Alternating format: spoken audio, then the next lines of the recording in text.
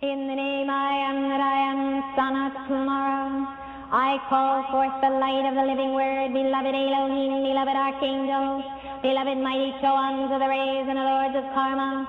I call for the action of beloved Pallas Athena, beloved goddess of liberty, beloved Nada, beloved Kuan Yin, beloved Portia, beloved great divine director, beloved all-seeing eye of God, Cyclopeia. Let God's will be done, let God's will be done, let God's will be done.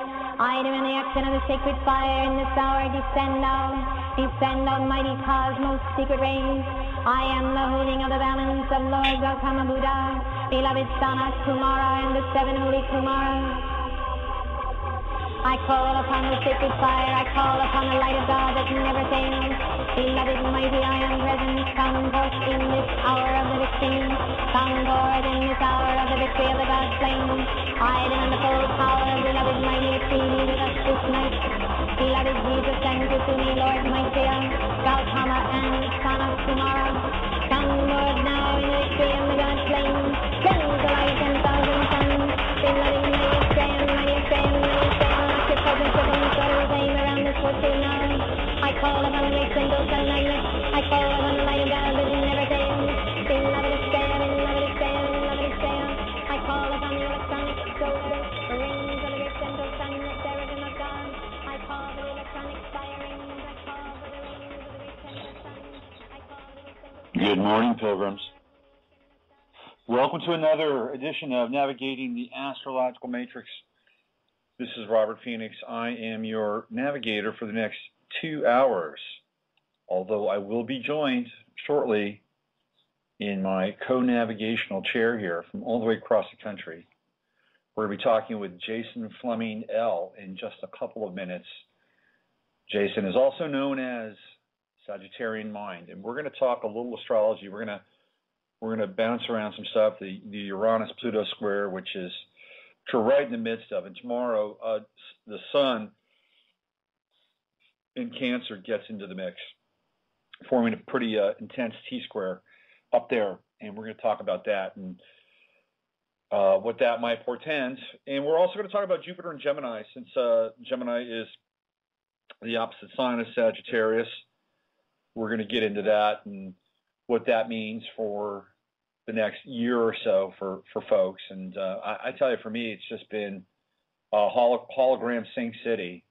This morning I went on a walk through town, and I just bought a car. I just bought a new car. It's not a new car, it's an old car, but it's new to me. You know the story.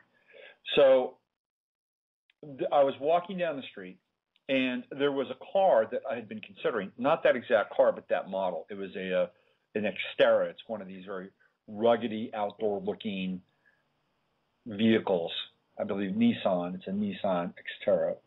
And I walked up to it, and I looked at it, and it was the same color as the one that I'd been considering looking at and buying. And then I thought, well, what was my other choice besides that? It was a Honda Insight. I was just going through my script in my head.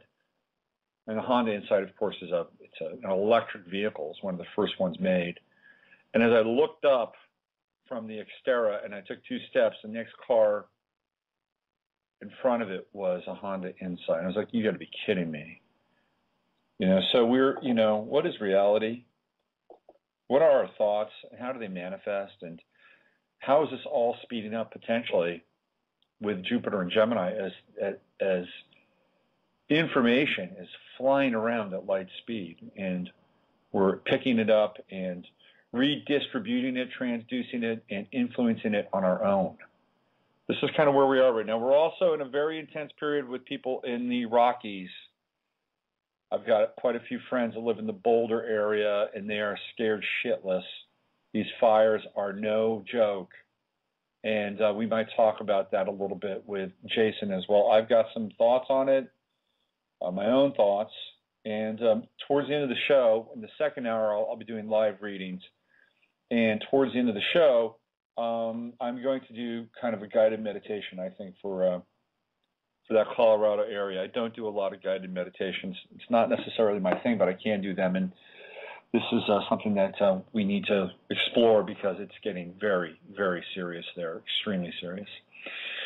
Okay, so enough of me let's honor the spirit of Jupiter and Gemini and get into a little cosmic collaboration with our friend Jason Fleming, L, a.k.a. Sagittarian Mind. Let's welcome him on the show.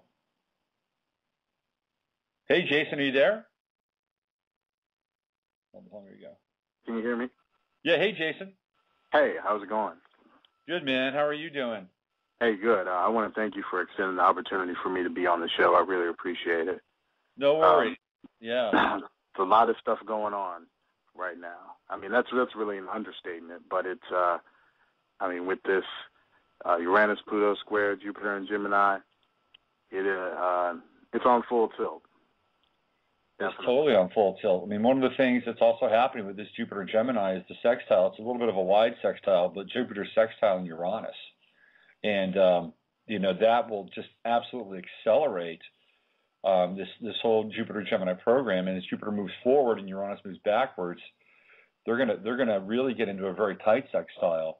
So let's get into that in a little bit. I want to talk about you for a few moments here, because you and I have never talked before. We've tweeted back and forth, and I've loved your tweets, which is why I've wanted you on the show. Your tweets are always uplifting and positive, and really philosophical. And so I wanted to bring some of your positive energy onto the show. And I like your taste in music. You and I, we vibe on kind of a similar theme when it comes to hip hop. So that's another reason why I wanted you on the show. Well, thanks. I appreciate that. Yeah, I think we could just vibe on that, period. So I want to talk about you, though. You're serious, man. You trademarked Sagittarian Mind. I noticed that. Yeah, I went ahead and did that. I never, when I first started my blog a few years ago, that was the only idea that ever came into my head. It's weird. It was like Sagittarian Mind, and that was it. I knew that was it. The mind's so expansive you can't trademark the whole thing. But yeah, I've been a practicing astrologer for about 4 years now. I really started. I call myself a professional when I started getting paid for doing consultations. Right. So about 4 years. I did a lot of study with the teacher and self-study before that. But I just think that astrology is meant to provide a person, being that they're willing to look at themselves in a much more expansive way. I think we don't really give ourselves credit for how multidimensional we actually are. Sometimes I think that we're so quick just to hone in on one part of our being and let that part dominate without bringing the other parts in, to make a whole person. My approach to astrology is holistic. One thing can't be allowed to dominate and given the power that it doesn't necessarily deserve. It's about synthesis in my mind, in terms of taking the best parts, operating at their highest levels and fusing that into a person who's operating at optimum level. It's easier said than done. But, really, I've gotten a huge idealistic streak, and I think that if people are given a vehicle to look at themselves in a much broader way, it's possible. They can do that if they really want to with the effort. Mm-hmm. Yeah, I would agree. It seems to me to be the higher octave of Sagittarius. When you get into the lower octave of Sagittarius, there's kind of the religious zealotry and oh man, you know what I mean? Demonization, polarization, and our faith is better than your faith, and right. So I've got that copyright on truth. Right. Speaking of trademarking, I'm trademarking the truth, and no other truth exists except for the one that I see through my view. It's a really delicate dance with wisdom, because on some level, right? And look, I have Jupiter and Sag in my first house, and oh wow, and it trines Uranus in my ninth. So I've got a Sagittarian connection, kind of in a big way in my chart. And the interesting thing about this, because I kind of know this inherently, is that being a Sagittarius and being an astrologer and working the sort of the inside of your mind from that perspective, there's probably a pretty good chance that you are hitting on the truth. And I think I'm going to say you as an individual probably know this at times, but the next challenge is that, okay, this might really be the truth and I'm really feeling this, but there's another level to this. And that's where I think the Sagittarian piece really opens up and allows some greater flow of consciousness and awareness, and even, if you want to use religious terms, God to come into play. You're exactly right with that.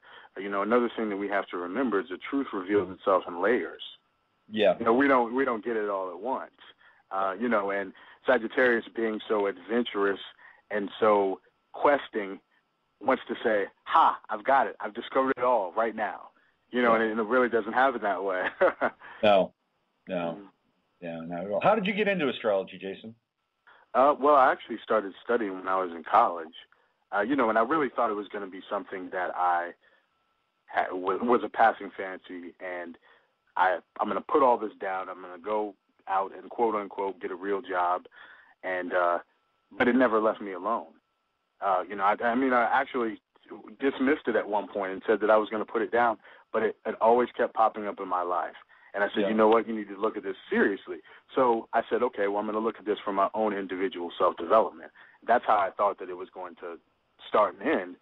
And then after I became so enthralled by it and the insights it provided, I said, you know what, I can help other people through this. And then I ran into someone who offered to teach me astrology, actually. And since that point, it's pretty much been. I couldn't hold my last quote unquote office job. So hey, this is just something that I'm meant to be doing. I really have that. I really have that feeling about it.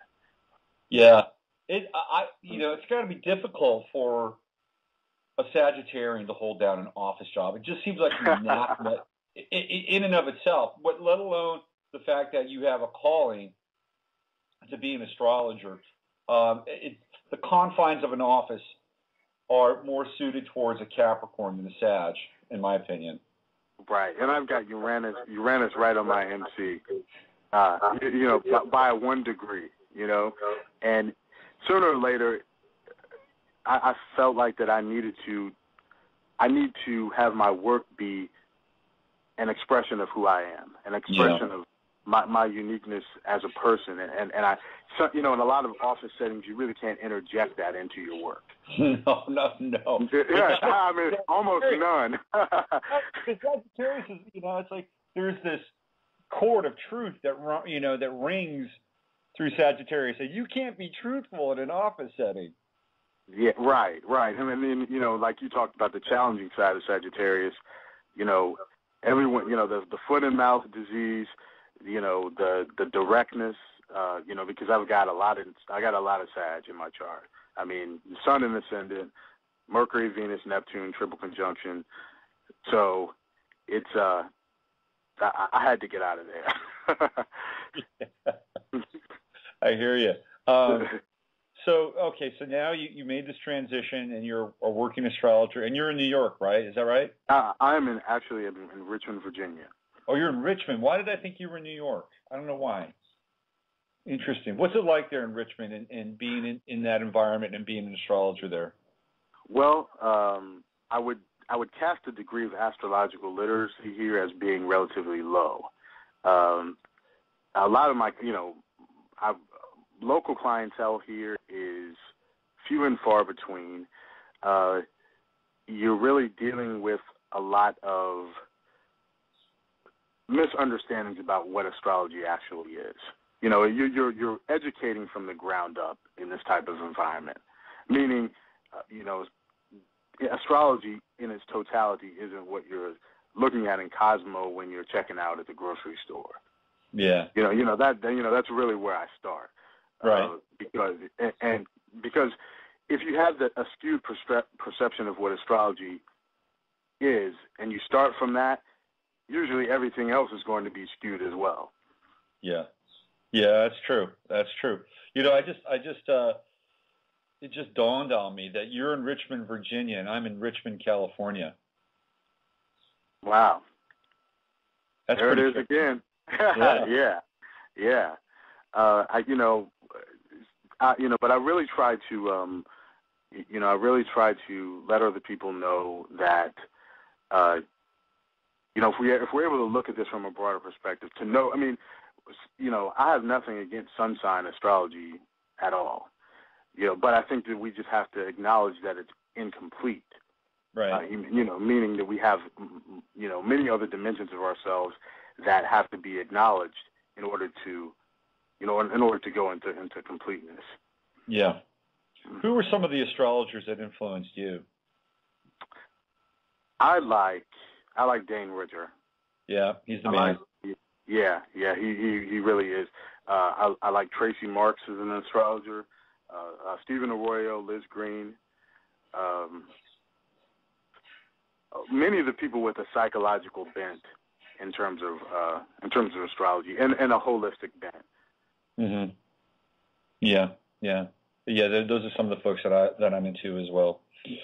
But let's skip to what's happening in the skies now. Let's get into that a little bit. There's so much going on. The Uranus Pluto square, and I was just kind of riffing on this. I was trying to put something together last night on my blog. I didn't quite flesh it out, but I was looking at the confluence between fire, electricity, earth, and not just any earth, but the high mountainous regions that are in some ways very indicative of Capricorn. And here we have on a sort of a geophysical level these fires in Colorado, which theoretically are being struck by lightning. I have some doubts about that. I mean, yeah, maybe it is lightning, which the lightning is taking place without rain, by the way, which is kind of a freak show. And I kind of go off into dark places sometimes, and I think about these black technologies like HARP and stuff like that, and how they could influence weather and perhaps even light fires.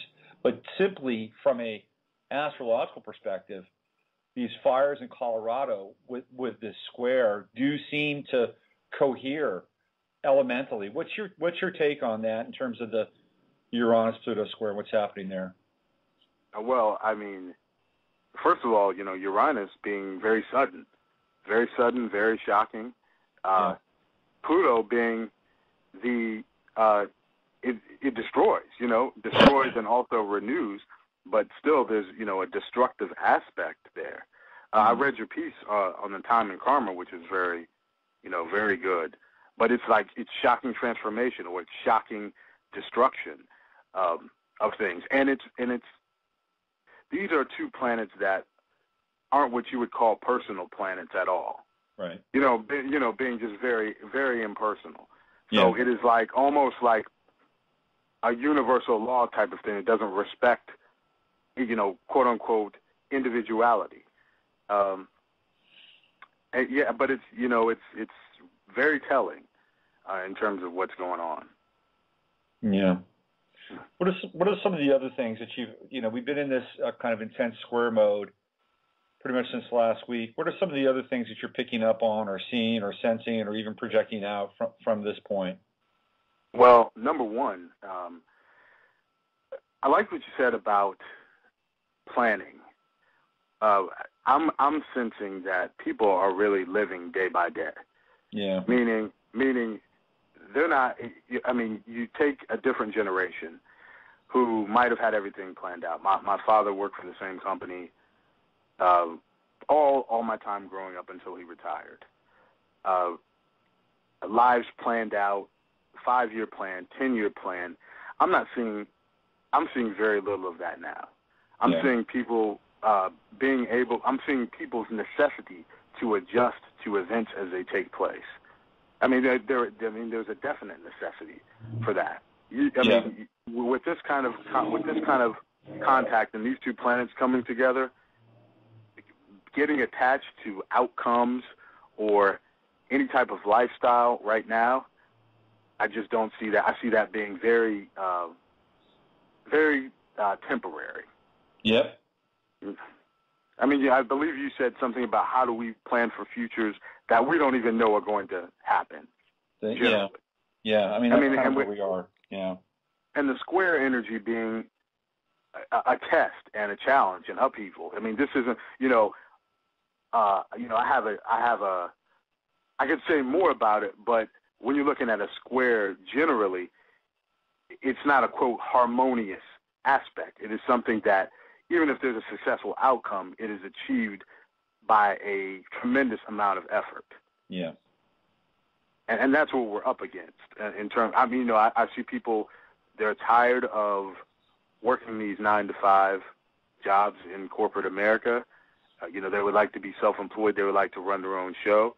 I mean, it's kind of like the quote that you had by William Blake, at the bottom of your blog. People are tired of being slaves to things. Yeah. I mean, so it's this liberation, the liberation quality of Uranus, and the wanting to change and totally transform things from the inside out, which is Plutonian energy. Yeah.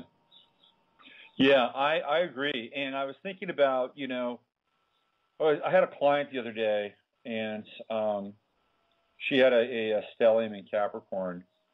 So, we were kind of, and she was actually pretty sophisticated, and we were talking about, very sophisticated actually, and we were talking about economy.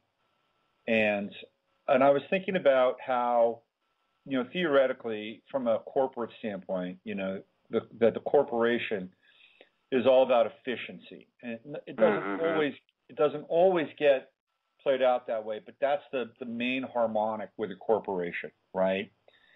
And I thought about, how Pluto in Capricorn, relates to the soul, and the quote unquote the efficiency or the economy of the soul. And what I kind of was pondering, Jason, was that what we're doing now, or at least it seems like we're doing now, because we don't have these futures to plan for, and everything seems to be unsettled, then the emphasis theoretically would shift from the temporal to something more eternal, and that we would begin to look at our lives from a more soul-centered perspective, and we would begin to look at experiences as growing our soul versus our outward growth, or the American dream, which no longer exists, really. Right. Yeah. Exactly. Yeah. Exactly. I mean, that makes perfect sense. And on a positive note, I think that less people are buying into that. I mean, just from what I'm seeing. Yeah, I'm thinking that people are waking up. I mean, this instantaneous awakening, which is another Uranian theme. I think people are waking up to that. Yeah. They're really trying to tailor their lives toward how they want them to be, based upon or in relation to what society has set out there for them, which is a positive thing in my mind. But it's still not without struggle, because we're hit with that every time we walk out the door. Yeah, yeah. Or every time we turn on the TV. The TV, oh my God. Wow. Yeah. What a mind fuck TV is. Yeah. We're not going to get. I mean, we're if we're trying to really do that, we're going to probably try to avoid those kind of messages and what's put out there as much as possible. Yeah. I think you're right. I think people are waking up, and I've talked to, or I've seen a number of blogs or people that have denied the legitimacy of this awakening. It's like, well, it's either so what, it's too late, or no, I just see people being more asleep than ever before. I would disagree with that. Yeah, I would disagree with that too. And maybe I'm talking, maybe I'm talking from a generational perspective. Mm-hmm. But from what I'm seeing, there's a lot of, there's a lot of rebellion in terms of, it may not have manifested in any kind of concrete event yet, but what I'm seeing is a lot of archetypal rebellion, and you can see the stage being set for something larger.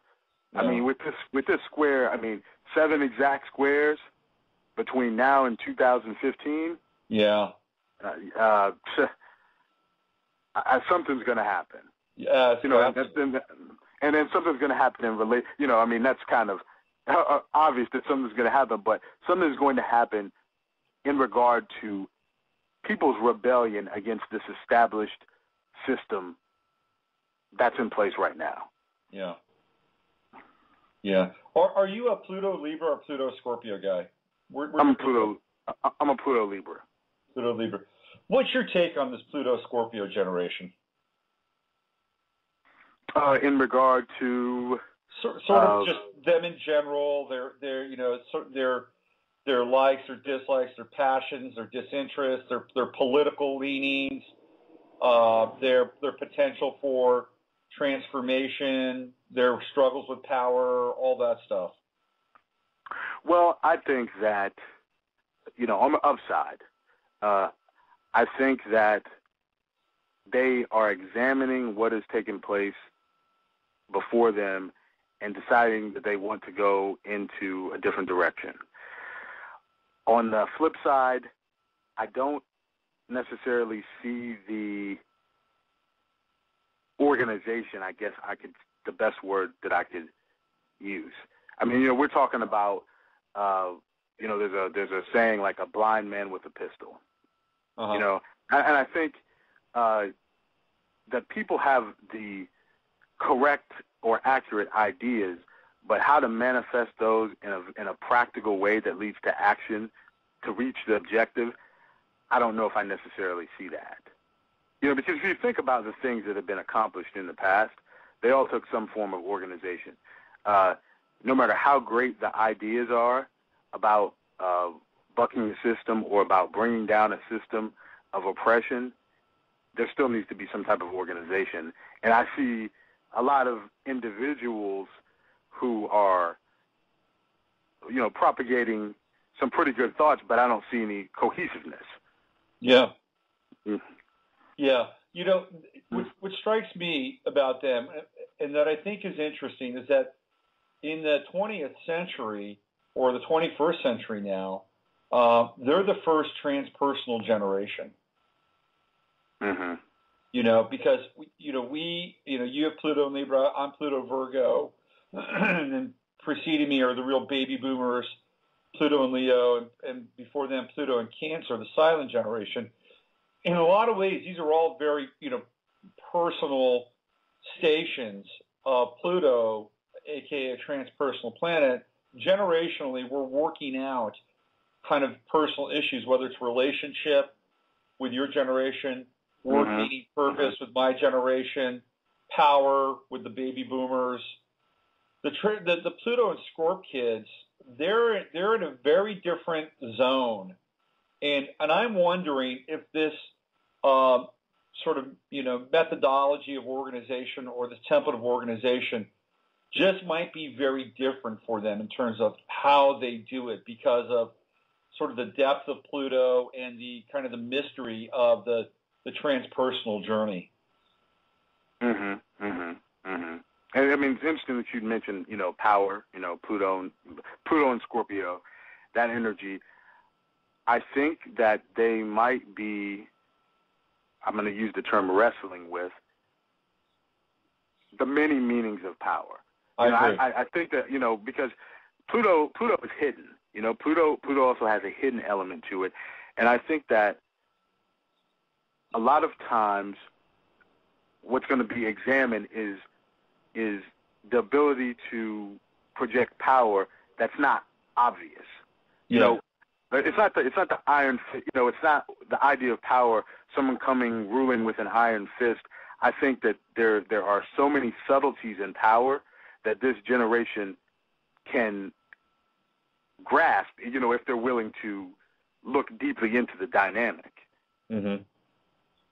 Yeah. then I think it's going to be manifested differently. I agree. And what I find fascinating about them is that they're very into sex, and they're into really anonymous sex in a lot of ways. And in fact, some of them will even prefer oral sex or straight sex over kissing because kissing is too intimate, right? They just get the sex. Right. Mm-hmm. And sex has been used throughout history as kind of a form of power. Like if you are a male, traditionally, and you're virile and you have sex, you're considered powerful. Or if you're a woman and you're attractive and you're sexy and you can get men to do what you want, theoretically. Which is another Scorpio Pluto thing. Yeah. But I think what they're doing at a young age is I think they're burning through sex as power. That's what I think they're doing. And hopefully once they get through that and kind of master it or understand it, then they can, just like any other sign, move up to the higher octave. But they've got Saturn coming on their Scorpio starting in on their Plutos. Starting in October. What's your take on Saturn starting to hit their Pluto generationally? Well, you actually just said it in a sentence. You think about mastering something, you're thinking about Saturn. You're thinking about sex, you're thinking about Scorpio. I would say that this passage coming up is a opportune time to start thinking about those issues.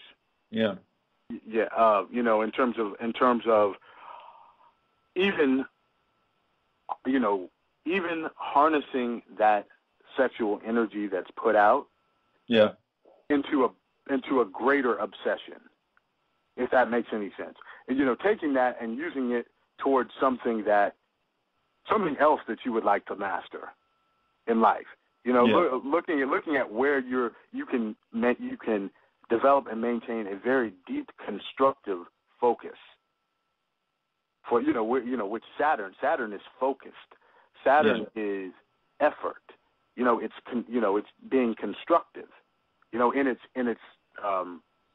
In its highest form, I should say. I hate high and low and evolved and unevolved, but using it a positive expression of Saturn. Is to focus on something, is to be ambitious, it's to achieve, it's to set goals. Right. And setting goals transcending this whole sex-laced environment, if you will. Yeah. Yeah. Well, they're going to have, their issues with Saturn on their Pluto. And, we're going to be dealing with Saturn and Scorpio. What's interesting is that within the first year of Saturn and Scorpio, it will begin to trine the United States sun and some of the other aspects of the United States chart with Cancer. And I think that that's going to be very interesting. And I'm seeing this more from the perspective of the people versus USA Inc. What's your take on Saturn and Scorpio generally for the collective and perhaps even for this country? Well, I'm looking at from a business perspective right now. I think that there's some. Well, let me start over again. I think the political arena, some things being exposed as far as corruption, which is already taking place. I think corporate corruption, more information about that.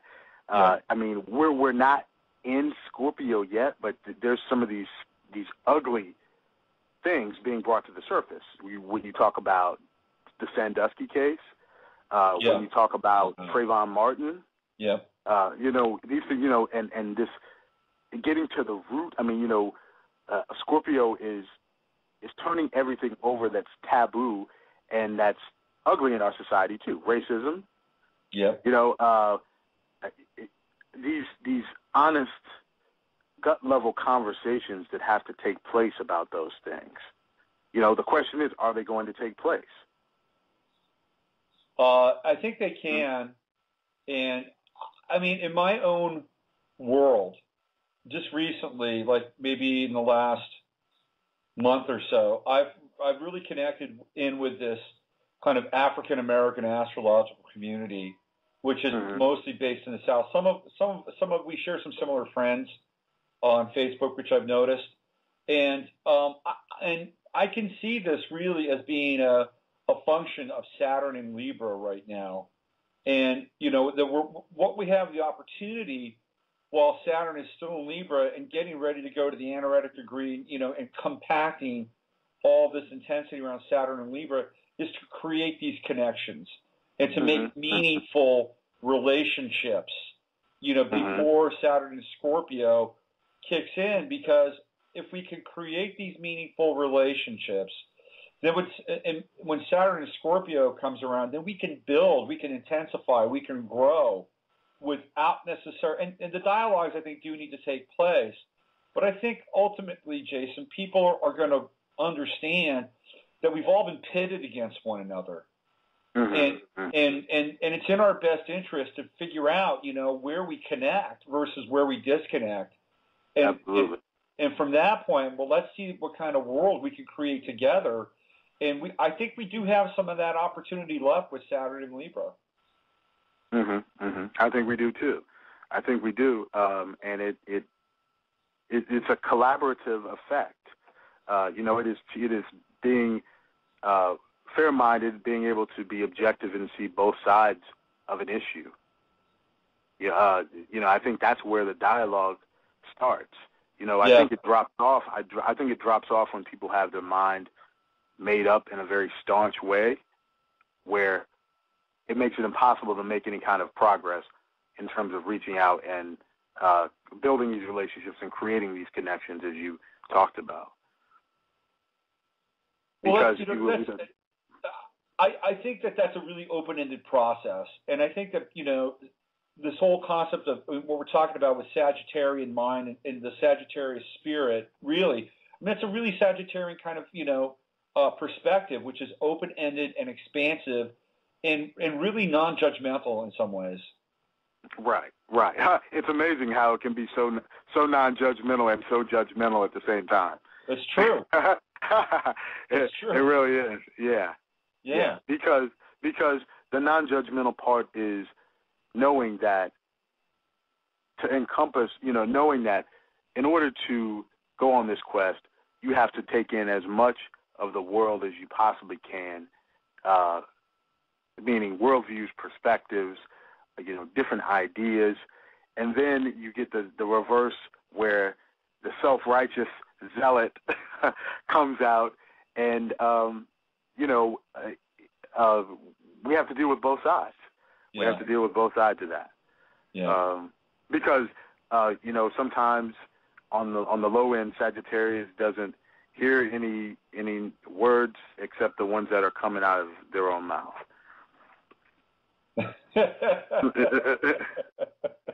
That's funny. Yeah, well, and I have to say it. I mean, because one of the beautiful things about astrology is that you just have to recognize these things about your sign. It's true. In order to make this progress, and you have to own these things before you can make any other progress. I love Twitter because you see a lot of things floating around, and everybody is the best zodiac sign. Right. And everybody retweets all the great, wonderful facts about their sign. Until we get to the part that's challenging. And, in order to live the highest of the sign, we also have to acknowledge the more challenging aspects of it as well. Yeah. I'm still struggling with trying to find some positive aspects about being a Virgo. I'm sorry. It's a lifelong process. I will take. And what we really realize is how much we all need each other. Yeah. I'll take some of your organizational skills in a minute. Your capacity to organize. I wish I had them. I'm 29 degrees. I'm the anaretic degree. I just want to be a Libra and go to really good parties and eat lots of food and hang out with beautiful people. But I get drawn back into the murky details of life with being a Virgo. So, are you a sports guy at all? Yeah, I am. So I always find it fascinating when Mercury goes retrograde, because one of the areas that you can almost always see a Mercury retrograde is in sports. Have you ever noticed this? You know, I never paid attention to it. I want to hear what you have to say. I'd like for you to expand on that.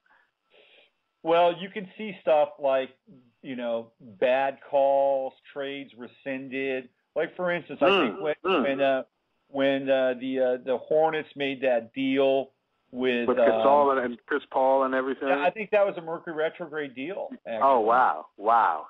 Yeah. Wow.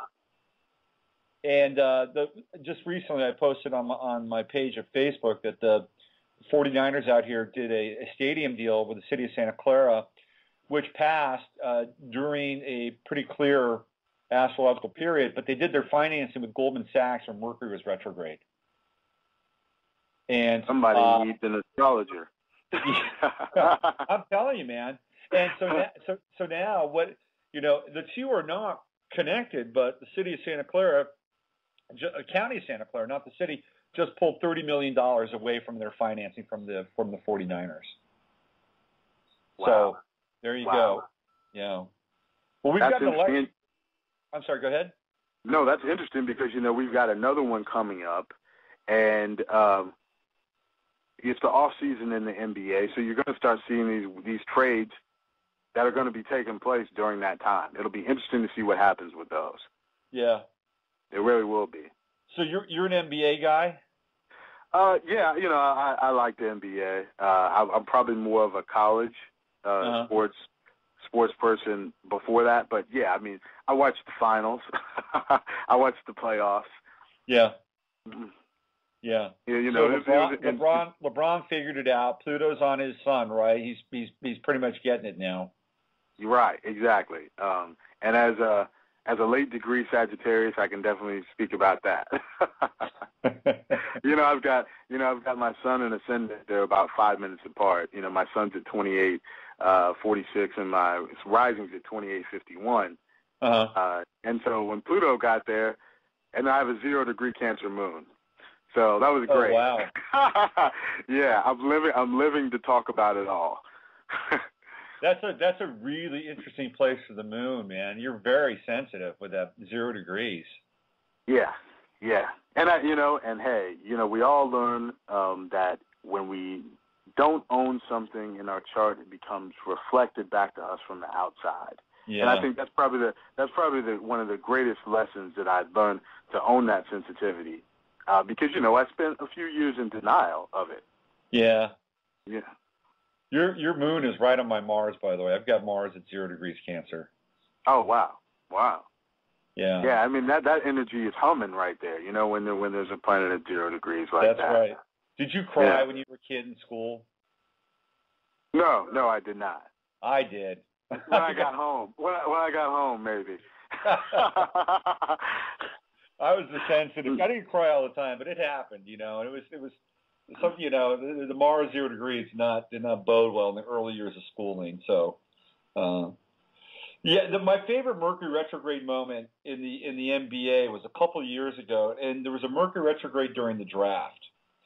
And this was the year that the Warriors had just come off the We Believe season, and they were trying to swing a deal for Kevin Garnett, and Garnett was still with Minnesota at the time. And Chris Mullin was the GM, and he was on the phone with I believe it was Charlotte, and Rod Higgins was the GM down there. They were buddies. Higgins played with the Warriors and Mullin. And Mullin was on the phone trying to do this deal, and his phone went dead. And the guy that they wanted to get, because the deal was dependent upon this one guy, and Charlotte didn't, because the phone was dead, they didn't know who to pick. So they picked Brandon Wright, and that was not the guy that Minnesota wanted. And the Warriors desperately tried to trade down to get another pick to get this guy to make the deal. And the Kevin Garnett trade went away because of a screwed up phone on Mercury, Mercury retrograde draft. Wow. You know, crazy. I mean, maybe when you first went into that sentence, I thought you were going to say Mercury's in retrograde when Portland picked Sam Bowie. I don't know, man. They're saying, why couldn't our phone have gone dead then?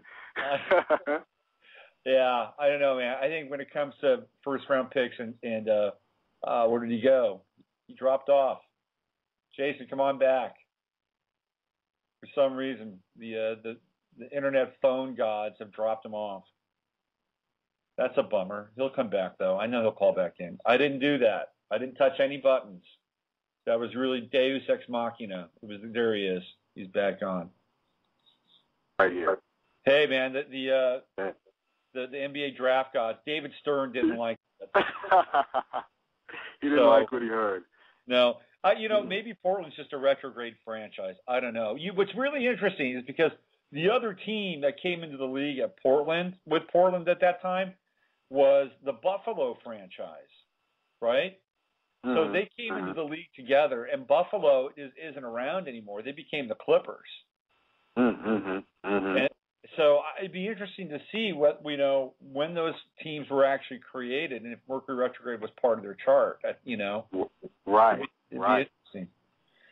So let's get into this Jupiter and Gemini thing. It's just happened. It's going to be ultimately opposing a lot of your Sag stuff. What's your take on Jupiter and Gemini in general, and what do you think some of the influences we're gonna have under it? Well, Jupiter, everything Jupiter touches, it enhances. From my view, it uplifts. It exaggerates it as well. I think that this can be an extremely fruitful time in terms of people increasing their learning about things and a variety of things, being that Gemini is there. Not necessarily getting stuck on one thing, being able to see all of the options. Being able to communicate with a wide variety of people. We just touched on that about building these relationships at the end of Saturn and Libra, and I think this is a very good time to diversify your circle of communication. The shadow side of this Gemini can increase all these little gossipy things that are going on. People getting really immersed in the trivial. And that can be a negative aspect of it, or a non-constructive way to use it. It could be rants on social media networks. Just sometimes this pomposity of Jupiter, getting into people's communication and the way they talk to people. Yeah. But I think that it's a really fruitful time to be able to diversify the thoughts, the ideas, and the opinions that come into your life.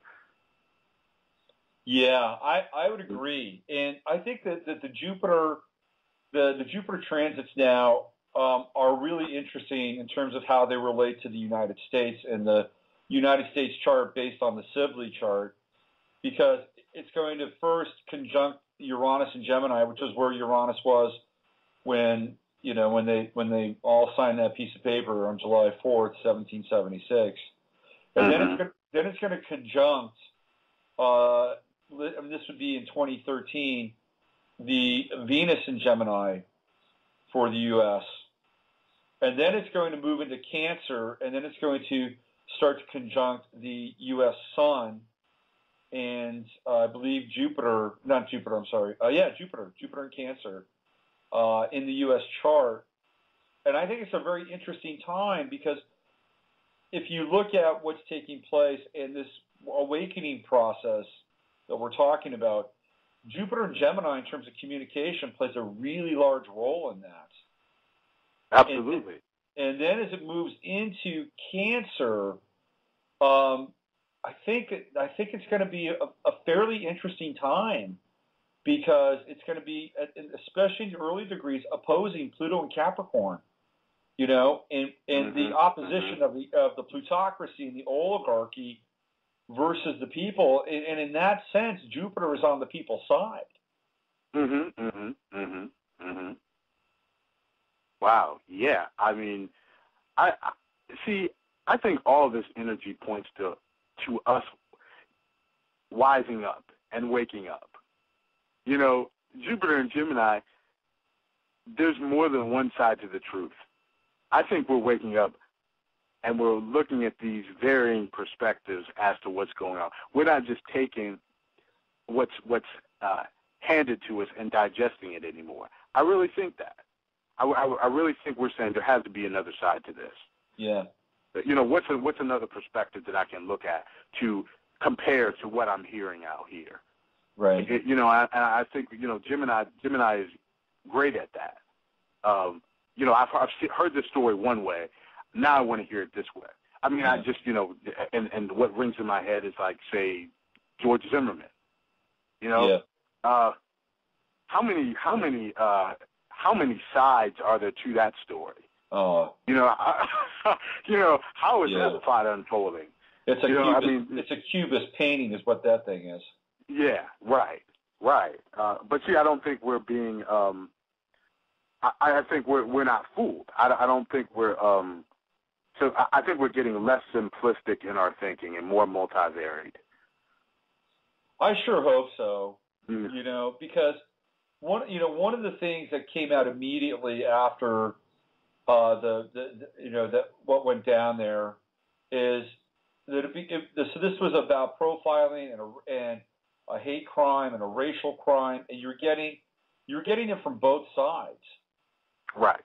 And you know, in the African American community, said, well, this was an angry white male. Well, George Zimmerman isn't even really technically white. You know, he's Latino on his mom's side, and his father is theoretically Jewish. So, you know, I mean, you've got to break that down into its component parts. Say, well, hold on a second. Let's look at the language that you're using here. You know, and then let's step back and who is this guy really? You Absolutely. know, take the label away and let's start to break this down. You know, who is Trayvon Martin really? You know, I mean, you know, some people think he's Barack Obama's son. I mean, you know. Right. You know, right. And so this hasn't even happened. I mean, we're just at the stage where there's no trial date or anything. This stuff hasn't even happened. It's just all being played out. You know, you talk about exaggeration of media, Jupiter and Gemini. You know, this exaggeration, it's all being played out right in front of us right now. What's going to be left when it goes to trial?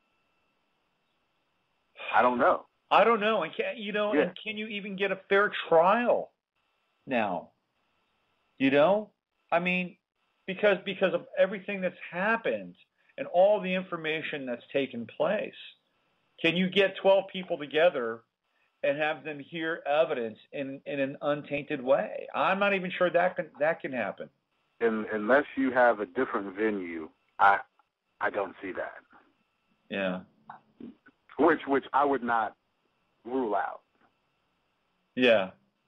I'm going to play back this podcast when they finally do this and see if that happened. But I wouldn't rule that out. Right. I would think that you're probably right about that, especially with Jupiter and Gemini, because it would shift the locality. Right. Yeah. So not that I'm stalking you or snooping on you or anything, but I was on your Facebook page. We just became friends today. Wow. Okay. Right. And you know, and then you know, there's that little thing in the left-hand corner is in a relationship with, right? So you're in a relationship with somebody, right? Yes, I am. Okay. So here's the question now. Okay. Jupiter and Gemini, 7th house in your chart. Where's that going, man? I'm getting. We're getting close. We're getting close. I came through all of that Pluto activity, and that pretty much wiped out a previous relationship that I had. Okay. You know, you have major changes with that. This individual, her name is Mecca Woods, is probably the best thing that could have ever happened to me after going through all that activity. Oh, nice. So, despite what she's a Sagittarius too, by the way. Oh, good. Yeah, good. and synastry-wise, with the overlay, her Jupiter's in my 7th house. Oh, so sweet. I looked at this and I said, you know, I would just have to be pretty much an idiot not to not to take advantage of this and not to recognize the way that events have unfolded in my life. So I'm not going to let her slip away. Beautiful. So you've signed off on this one. Yes, I have. Good. Because we all know how much Sagittarians like to commit. Yeah. That's every book that I've ever read about Sagittarius talks about that. Well, here's my take. See, somebody asked me, they were a Gemini the other day. Well, they were the Gemini. And they asked me the other day, what would be a good sign for me? I think it might have even been on the last show or something. And I kind of looked around and I thought to myself, well, another Gemini, because sometimes I think with two signs, particularly Gemini and Sagittarius, it really behooves them to have another person of the same sign on some level. Right. Be with it because they understand them. You know what I mean? Absolutely. And there is a great deal of insight to that, what you just said. I think that there are certain signs that really there's a component that goes into them that is going to take a special kind of person to, just for me, I realize it takes a special kind of person to be with me. Yeah. It really does.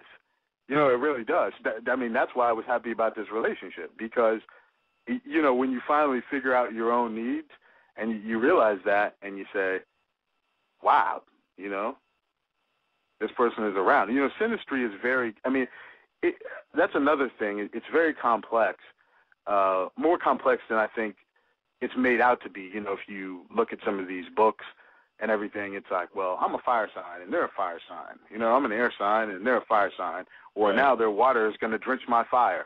You know, I think it's, you know, there's a lot more. That's when I say we don't give ourselves credit enough for our dimensions.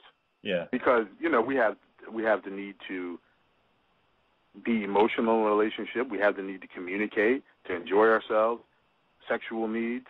Right. You know, all of these things. And they can't just be, you know, sun sign to me is always like, would I invite this person over to my barbecue? Right. Yeah. You know? Yeah.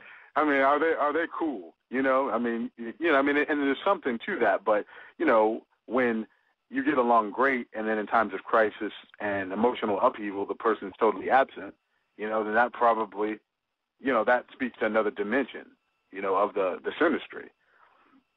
Yeah, absolutely. You know, like my parents are a perfect example of them. On the surface, Pisces, Leo, you know, what's that all about, right? Right. And then you look at my father's ascendant. Well, his ascendant was Libra, you know, and then you look at my mother's chart. She's got a stellium of planets in Aries. So, you know, where are they hanging out? In his 7th house. And then they both had Virgo moons, you know, so now they're relating with each other on the moon front. Maybe you could talk about the moon in terms of synastry and how it plays out in people's charts. And do you think it's the moon or do you think it's Venus that is really kind of the keynote in terms of how two people will relate with one another in a relationship? Wow. And I have to choose one. You can play with both. That's a very Sagittarian. Well, here's what I would say. Both, man. Just you rip on both. Here's what I would have to say about that. And I think I was at ESAR a few years ago, and an astrologer made an analogy which I think is very fitting for this. Venus is like the sweets that we eat. You know, they taste great. They're so enjoyable. but the moon is actually what provides us the sustenance and the nutrition. So while, you know, if it's just Venus, it is, I have a great time with this person and we enjoy each other on a lot of levels. But the moon is like, it's the reigning emotional need. Right. You know, it is. We cannot, we cannot be fulfilled without that moon being prominent. You know, I mean, as far as what I've seen, I mean, in synastry, I mean, and actually, if you throw Saturn in there for longevity and stability and the durability of the relationship, also. Absolutely, and without a doubt, yeah, for sure, yeah. I think that makes sense.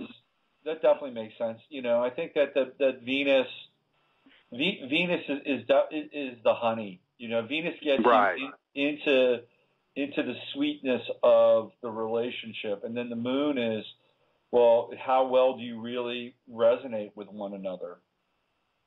Mm-hmm. And I think that the moon is the everyday person, meaning how well do I relate to this person on an everyday level when we are our most self sitting at home, in our home environment. Right. Venus is like, oh, baby, you look great with that outfit on. Let's go out and have a good time. Right. The moon is like, when we're flipping the channels at home, there's that TV again. When we're in our most relaxed environment. Right. How well do we relate when all guards are down? Yeah. Yeah. Yeah. And when we flip the channels, are we in agreement most of the time? Right. Yeah. Or are we fighting over the remote? We haven't even gotten that far. We're fighting for the remote, let alone agreement on the channels. It's like, while I'm trying to get out of the Matrix, are you watching Real Housewives? Yeah, I think you got that out pretty quickly. Yeah. Pretty early on. Yeah, that would be a kind of a deal breaker for sure. But we can't leave that moon out. And I try to tell as many people as I can and clients and let them know that that's our emotional. That's what we're sustained by. That's what nourishes us. Yeah. So what happens when we eat too many sweets? Well, we probably tip the scales and, we get cavities. Right. So, and you can't get enough nutrition and nutritious foods to sustain you. I like that. That's a great analogy. Where's your nodes? Where's your north node and south node? My north node is in Capricorn in the 1st, and my south node is in Cancer in the 7th. Now, that's a textbook setup. Your south node doesn't conjunct your moon, does it? No, my south node's at 16 Cancer, my moon's at 0. That would be rough. Yeah, and I always talk about accepting your charts, but I have to breathe a big sigh of relief for that one. All right, so you're out. No wonder you trademark Sagittarian Mind. It's that Capricorn North Node. Yep. There you go. You're all business. And I've really had to. I've really learned how to appreciate Capricornian energy since I have Jupiter conjunct my North Node. I have Jupiter in Capricorn at 15, and the North Node at 16 because it was very very foreign to me actually.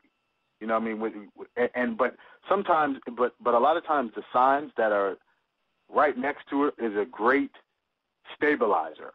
Yeah. For the energy. Yeah. Because you can pontificate in the ivory tower all day, but if you can't bring it down to earth and make things practical and real, then nothing gets done in the material world, and that's. I think that's really part of what I really want to do as far as astrology goes. You can talk astrological lingo all day that goes over people's head, extra esoteric, but if they don't understand and they don't see the relatability, how it can manifest in the physical world for their lives, then I think it's a loss. Yeah, I agree. I totally agree. You know, this is triggering something that you wrote on Twitter one time about Jupiter and Capricorn, and I agree with you that Jupiter and Capricorn, Jupiter kind of expands the gravity of Capricorn, and Capricorn brings a little gravitas to the expansive nature of Jupiter. And generally speaking, you know, it's looked at as kind of a malefic, but the way that you framed it really brought out sort of the best qualities in both. Right. You know, Saturn and Jupiter are a natural pair. You know, so it's really hard to talk about one without the counterbalance of the other. Mm-hmm. And you know, it's in its fall. You know, that's what they say. You know, Jupiter and Capricorn is in its fall because of the energies that conflict. You know, the expansion and restriction, right? The optimism and the pessimism and the caution. But if you blend them together, I think you get something really, really powerful. Yeah. You know, I mean, you can be cautiously optimistic. You know, I mean, yeah. So it's, I mean, and that's another thing about contemporizing astrology. I mean, that's what, you know, why I really like your work, because if we get, you know, when you look back in some of the ancient texts, some things sound really fatalistic. Yeah. You know, and I know they're living in different times and everything, but what I really want people to hone in on is that ultimately we're the people who make the decisions. And nothing is controlling us to the extent that we're not able to choose our responses to the things that meet us in life. Yeah, I would totally agree with that. Absolutely. I'm gonna put you on the spot, okay? Sure. All right. I want you to tap into that Sagittarian mind. Okay. I want you to give me 3 predictions from now, right here at this first square. Or I think it's the second square. We were in the Cardinal Cross not long ago. But from this square right now to a year from now, give me 3 predictions you think are going to flush out, happen based on astrology or just based on your own instinct or insight. Would it be too elementary for me to say that Obama is going to be reelected? They would not be elementary. Okay, well, that's number one. That's number one that I would say. Obama is going to be reelected. Number 2 is I think we are still going to have issues with the economy. I don't see it getting better anytime soon. Yeah. Yeah, I think that you might see small pockets of things happening, but I do not see a recovery back to where it was. Yeah. So that would be number 2.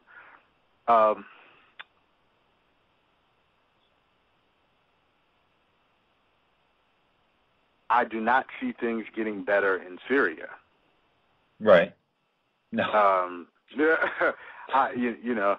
As a matter of fact, I see them getting worse. Yeah. But is that really a prediction? Because to say that, you know, I mean, the trend points that way.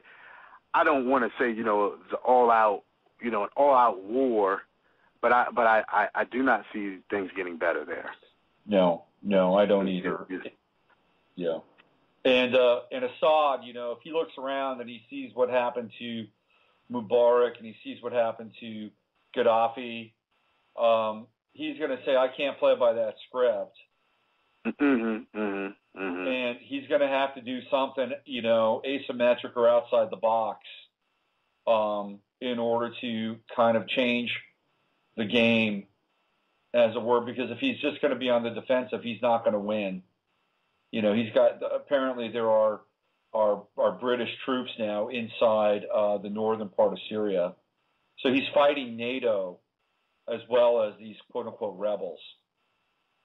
So there's no way he can defeat NATO on their terms.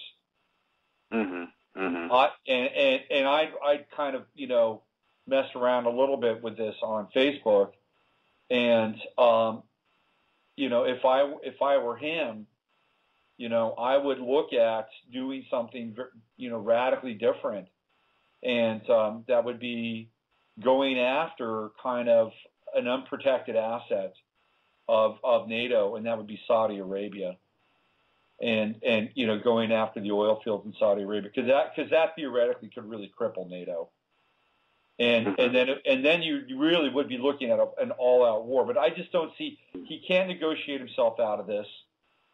He can't go into exile because they'll find him and they'll try him for war crimes.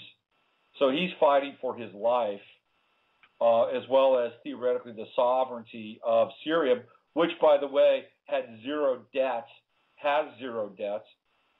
and outside of the IMF, one of the few countries, they've been just checking off those boxes. Libya had zero debt, check them off, gone. Egypt close to zero debt, check them off, gone.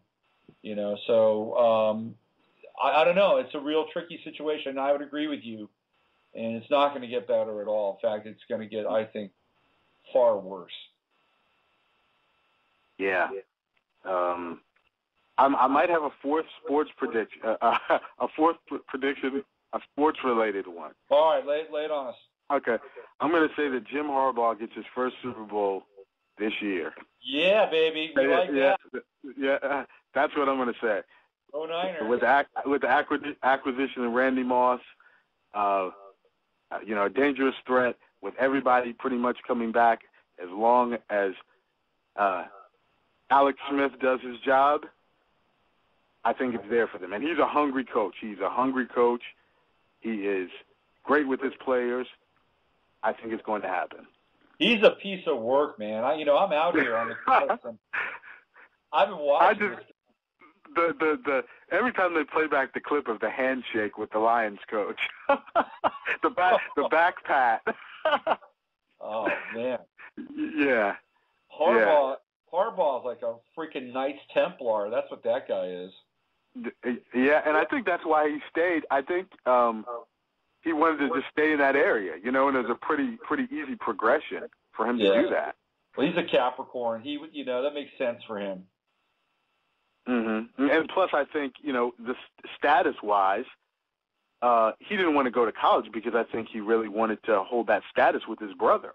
Yes. Being a professional, Capricorn, a professional football coach. That's right. That's right. Yeah. And the progression going literally from Palo Alto to Santa Clara, that's a very kind of Capricornian thing. It's just like the next town away, the next level up. Going to Miami and working for crazy Stephen Ross was just not going to work for him. Right.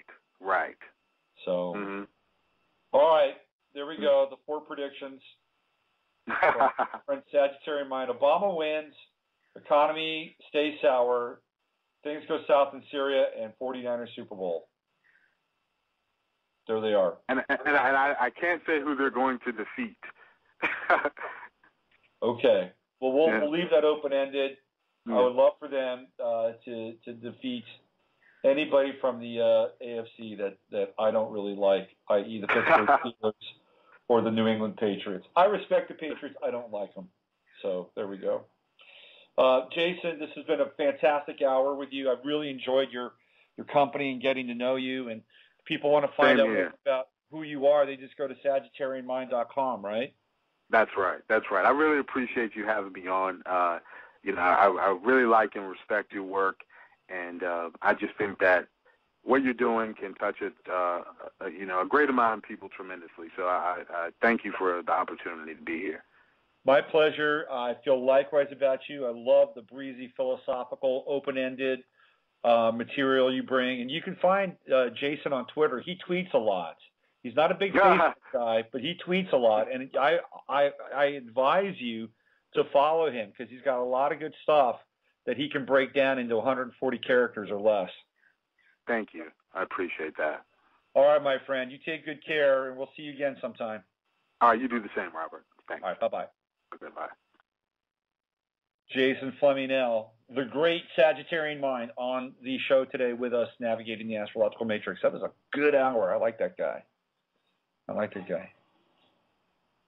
And his sun and ascendant are just a couple degrees off of the galactic center, so he's getting some serious flow, some serious information. Okay, we've got exactly 46 minutes left until the end of the program today, and there's a bunch of you in the queue. 786-604-336-512-901. So what I'm going to do is I'm going to start to take some calls and do some. I'll do some mini readings, or you can ask me questions, or you can talk about the interview, whatever you want to do. I do want to save about 5 minutes at the end of the show to do something for Colorado and bring some just some blessed awareness. And man, they're going through it. You know, these poor people. They're in the midst of hell. You know, here we have another situation where we're living with, you know, these very subjective realities in this realm, and they're in hell right now. And so we'll try to bring some objective awareness to them and maybe cool them off a little bit. But let's go to the lines. Let's go to the 786 line. Let's find out who's calling. Hi there. Hi, how are you? I'm good. How are you doing? I'm doing pretty good. The dialogue was so good today. Thank you for that.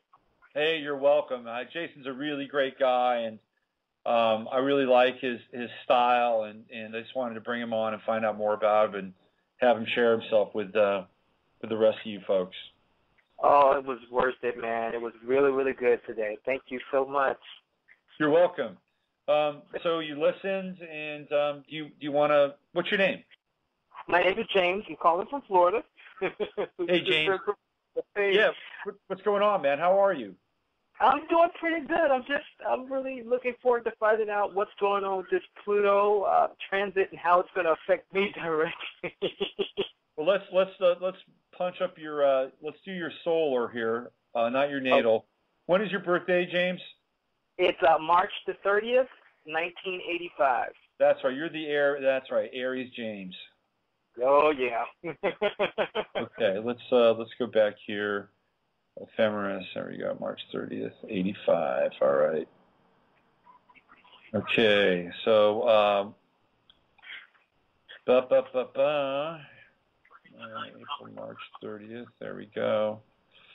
Okay, so the big news here, James, is the square that's going on, right? So Uranus is pretty much on your sun. It's at, we're talking 9 degrees. This is where the squares are happening. 9 degrees Uranus, 9 degrees Pluto, and Uranus is it's right on your sun right now. And the good news about Uranus on your sun is that it's exact. I mean, we're talking exact because your sun is at 9 degrees Aries. So what we know about that is that you're going to have really rapid breakthroughs in terms of the cognition or the understanding of who you are as an individual. So this can be a fantastic time to crack open new insights into who you are and how you can manifest your personality and your solar expression in the world. So are you familiar with the term epiphany? Right. Epiphany is when you have this instantaneous understanding, like it's like an aha moment, right? Right. And with Uranus on your sun, what we're talking about is you are living in an aha moment of your life. Mm-hmm. So you should be able to garner radical insight into who you are. And because you're an Aries, we're talking about will. Aries are here to perfect will. And they perfect will in a way that is very different than other signs. Other signs, for instance, like a Libra, would think about will as a concept. Well, how do I make something happen in the world? Or who can I be with that can help me make something happen in the world? Aries doesn't think about that. Aries just does it. Right. So what you would theoretically begin to understand with this Uranus conjunction with your sun would be the spontaneous manifestation of will and making things happen. So you would, theoretically, you would practice the ability to have a thought about something and to make it show up in your life very quickly. or you would do something very quickly, which would then trigger the potential for something happening that was formerly a thought. So the square with Pluto in Capricorn, how that would occur would be potentially something drastic or forcing you to make course corrections very quickly. It could be losing a job with Pluto and Capricorn squaring your sun, Uranus on your sun. That would be a possibility. Or it could be some outside agency, which would be maybe a court or a form of governance, like a city board or something like that, or perhaps even, a boss, and they would force you very quickly through some action on their part to make a very fast course of action and learn something very quickly. How do I deal with this? How do I combat this? How do I fortify myself? Where do I move? How do, these would all be, but it would be from, in some ways, outside, theoretically outside of yourself. Nothing's really outside of ourselves. Right. It's all part of who we are. But we have these divisions, around us, which appear to be outside of ourselves. And therefore, we have to react to them or respond to them based on whatever it is that's happening. So look for these outside forces, theoretically, to move you and to help you understand very quickly how to act, how to move, how to be, and how to manifest your will. That's where you are right now. Okay. And I'm also I'm looking at your moon. Your moon is in Cancer. I'm not sure exactly where the degree is, but at some point, especially over the course of the next few days, because the sun is in Cancer now, and it's going to move closer to your moon. Between now and probably Sunday, Monday, you're going to begin to have some very deep speculation on what's important to you emotionally. And your emotions are going to dominate sort of, whatever it is that's happening with the square in your chart. You're going to take a step back and you're going to say, what's important to me on an emotional level? How does this impact me? Where am I in all of this? Where am I in this mix? My emotions count, my emotions matter, and how do I link them up with what I need to do very quickly? And that's kind of the roadmap for you, really. Because what's going to happen is that, both Pluto and Uranus are going to move backwards, and they're going to move off of your sun. They're going to move back again later on as they move forward. So you're going to get this square again on your sun. So if you're not getting this information in this lesson now, you're going to have an opportunity to get it. One other thing before I send you back out into the world here. You've got Pluto and Scorpio. You're going to be the recipient of Saturn on your Pluto in October, November, December. I think we might have talked about that. Very powerful time for you. And Jason and I touched on that at the beginning of the show. It's about understanding power and understanding how power impacts you and focusing on your personal power. You've got your Saturn return in Scorpio. That happens much later because it's about a year and a half out. You've got Saturn at 27 degrees. But you also have Chiron in Gemini, and Jupiter's on Gemini right now, and in Gemini now, and it's conjuncting your Chiron. So part of what Chiron does in our chart is it gets us okay with parts of ourselves we're not too comfortable with. And with Jupiter on your Chiron, you're going to be more apt to explore various facets of your persona. So right. Whatever it is that you kind of hide away, whether it's the goofy James, the fun James, the inquisitive James, the kinky James, whatever that is, Jupiter gives you more of a sense of permission to bring that out into the world. So you've got a lot going on astrologically. I would say most of it is quite positive, to be honest with you, especially as we get into July and August, September, and Jupiter gets closer to 8, 9, 10 degrees in Gemini, begins to trine your own Jupiter in Aquarius, gives you a sense of being able to take more chances with your personality. So I think these are good times for you.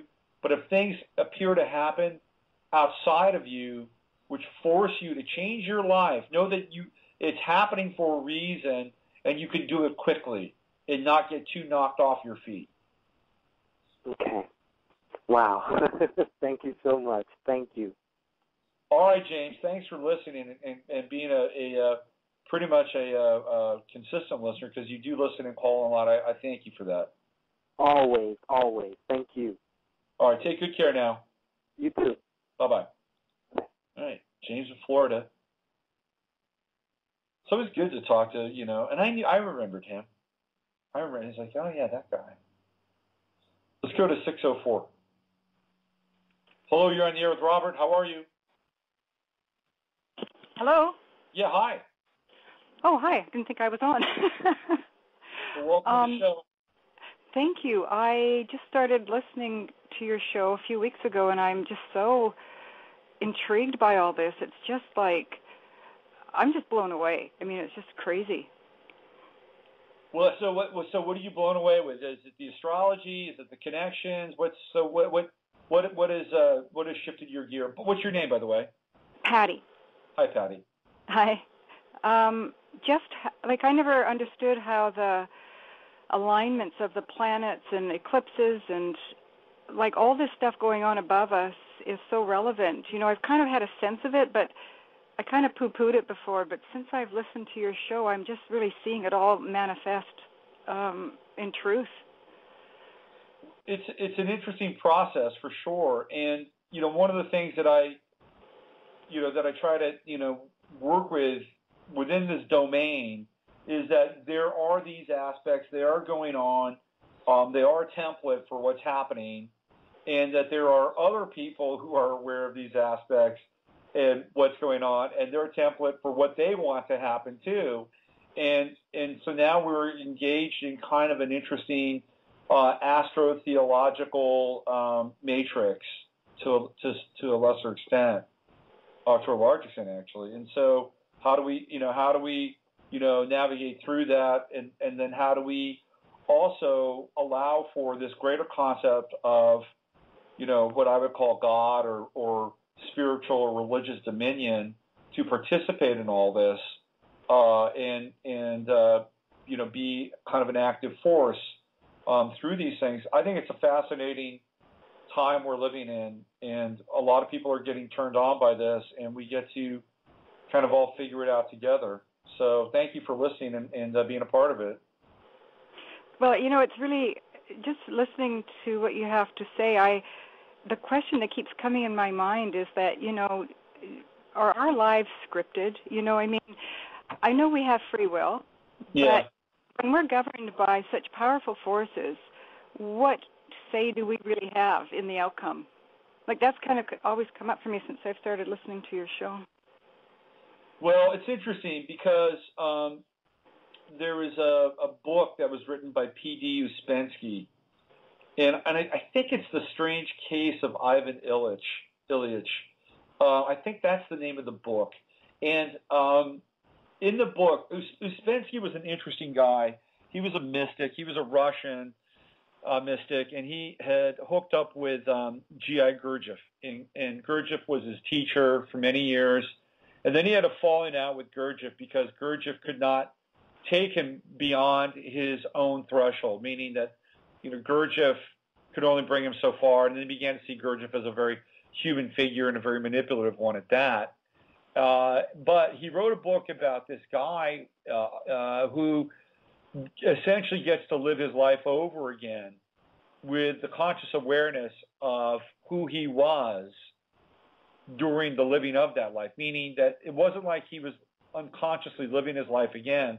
He knew what was going to happen. And even though he chose to do certain things that were contrary to the path that he had taken, ultimately it led him right to the same place that he was in this other life that he had lived previously. Wow. So it's an interesting question that you bring up, and I don't know. I don't know if I have the answer to that. I would say that by and large, that we have these cosmic tendencies that are hardwired into our charts. And I would say that there is a lot of predestination that is related to that. But when we talk about Sagittarian mind, or we talk about Sagittarius, my experience with it is that there are these breakthroughs and there are these openings that occur in our lives that allow us to live at a greater depth or more of a expansive dimension within those aspects. So now what we're doing is we're living an expanded view of those, and the options and the opportunities and the connections and the networking becomes much different. And in a lot of ways, it gets down to the definition of destiny versus fate. And if we are living, Michael Meade has done a lot of work around this, the guy who came out of the men's movement with Robert Bly. And I first got into this whole concept of destiny versus fate with a writer by the name of Rashad Field, who wrote a great book called The Invisible Way, one of my favorite books of all time. And he talks about, he studied the Sufi path, and he talks about the difference between destiny and fate, and being that fate is something that you allow to happen to you, destiny is something that you cultivate. And the cultivation of destiny allows you to theoretically be a participant with it versus a victim of fate. So astrologically, what we would try to do is look at, how can we cultivate our destiny? What do we know about our charts that would, bring out sort of the fruits of our charts? If there are points of weakness or challenge, what do we do? How do we blend with them, right? So, like, where is Saturn? How do you co-create with Saturn? Where is Pluto? What do you release with Pluto? What's the graceful part? Where is Neptune? How do you flow with Neptune? And how do you using a kind of a fishing term, if you throw out a wide net with Neptune, how do you get the fish and throw back the ones that aren't really worth eating, or might be filled with mercury or whatever. I mean, this is what theoretically astrology could do if you can understand it, is how do you blend with your destiny. Now, do you even have to know about astrology? I mean, there are people in this world that are live their lives without the knowledge of astrology, and maybe they're doing okay, and maybe they're unconsciously living their own destiny based on that. If we looked at their charts, they might be actually doing everything that they need to do. But I think that the word diagnosis comes from the word Gnostic, to know, and dia, which represents the exploration or the movement away from one into two. So we diagnose our lives through these charts, and it can actually give us some real insight into how we can fulfill our destiny versus being at the whimsy of fate. Wow. Yeah, there's so much to know, eh?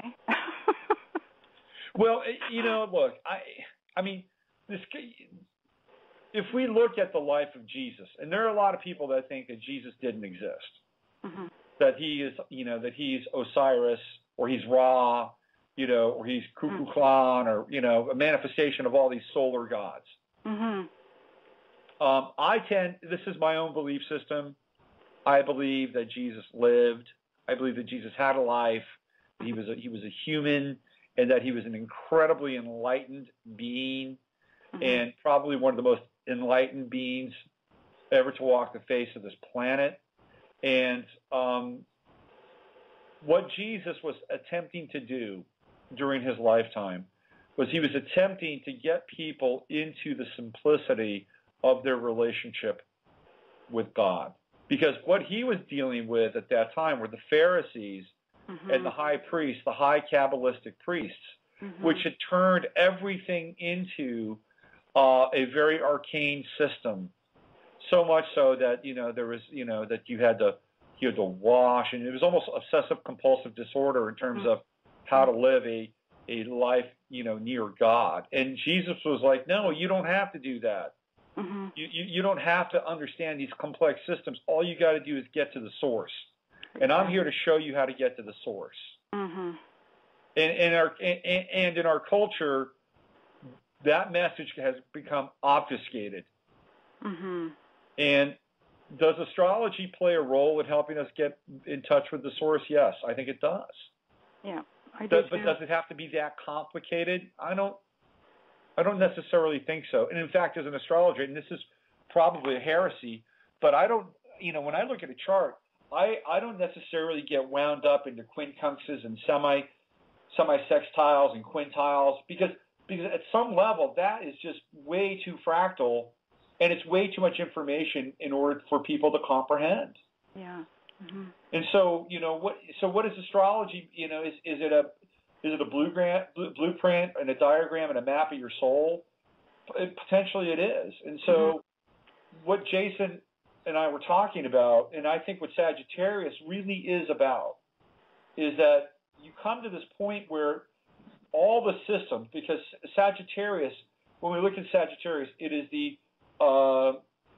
the personification of systems, law, philosophy, religion. They all are in the Sagittarian sector of the chart.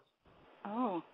And then what happens with Sagittarius is that at some point you come to the limitation of the system. Bruce Lee, who is a Sagittarius, talks about this ad nauseum. He said, and this was his goal, was to go beyond the system. He started off with Kung Fu, then he went to Jeet Kune Do, and after Jeet Kune Do, he was trying to figure out something beyond that. He made his own martial art, and he was trying to go even beyond that, because this is the role and goal of Sagittarius. And for Jesus, getting back to Jesus, he talks about going to the upper room, that you must go to the upper room to meet with God, and that is the higher mind, theoretically the Sagittarian mind, where we jump off of these systems, and now we're dealing with the direct voice or the Gnostic moment of being in that presence. And so, again, for me, astrology, which is a compendium of systems, very Sagittarian, is ultimately just like any other system, and that we have to get to this point where we allow for this greater consciousness and this this relationship with God to interpenetrate our lives. Mm-hmm. And you can't get to that point through the systems. You can't get to it through astrology. And then ultimately what happens, then it all becomes God, right? And that all these aspects are God. Oh, here's God showing me that I've got to be nice to my ex-wife. Here's God showing me that I've got to, stop drinking so I can be more lucid and be there for people and my kid. Oh, here's God showing up that somebody just donated $500 to my site. It's all God at that point, right? Yeah. Mm-hmm. So I think it all comes full circle, and if I think that that what you don't want to be is confused. And if you're just starting off on this path and trying to understand that this is a potential place for you to gain knowledge, wisdom, insight, and make your life better, to take it slowly and trust your own intuition and trust your own higher self to guide you through this process, and allow the salient details to emerge, and then work with those instead of trying to figure it all out at once. Yeah, it's very complicated. I realize that, but I do know that there's so much truth in it. And I just thank that you've got your show on. I'm really intrigued by it all. I think I have my moon in Sagittarius. Maybe that's why. Could be. Are you Canadian? Yeah. I've got this really interesting connection with Canadians. There are a lot of Canadians that are into my site and my show. It's interesting. Really? Yeah. I need to go to Canada more, I think. I think that's what I need to do. That's my Sagittarian moment. Well, it's okay. It's better than a lot of other places. I used to live in Seattle, and I would go occasionally up to Vancouver. That's where I am. I'm in Vancouver. And I tell you, the minute I crossed the border, I felt like I could breathe. Yeah, I understand what you're saying, because when I go, I used to go to Seattle a bit, And whenever I went into the United States, I just got a bit tense, you know. The energy changed. Yeah, it really does change. It's fascinating stuff. Yeah. Well, Patty, I'm glad you're listening and getting into this, and you know, call back anytime. And did you want me to look at anything with your chart? Would you mind? Just, I don't know, quickly. I don't know what. Yeah, sure. When's your birthday? May 19th, 1954. May 19th, 1954? Yeah. Yeah, Moon in Sagittarius. Got that right. Sun in Taurus. Yes, Taurus. So you're a Sagittarius. Is that what I am? You know, it was really funny. When I went on this walk today, I was thinking about how can I work some really dumb puns about Sagittarius in with Jason. And I thought about Sagittarius, Sagittarius, Sagittarius. Yeah. And I didn't do it, but you showed up, so I got to use one of them. Okay. All right. So let's see. Mercury, Gemini, Venus, Gemini, Mars. So you've got this. You've got Pluto right on your Mars right now. Oh, is that good? No. It's intense. Yeah. It's very intense. And theoretically, you would be learning lessons about power in a very big way. Oh. Like for instance, Pluto on your Mars would be like having to fire somebody, you know, or let somebody go, or having to potentially break up with somebody and give them their walking papers, but owning it, owning power, responsibility. Pluto on your Mars, a lot of responsibility, reinvigoration of life force. You could get a serious amount of work done. And Pluto is not going away. It's going to move backwards, and it's going to be directly on your Mars in a month or two. So, you know, this is a very powerful aspect in terms of regeneration. You could really replot your life with Pluto on your Mars. You know, it's like, what do you want to do, you know, with your life now? I mean, that's kind of the big question.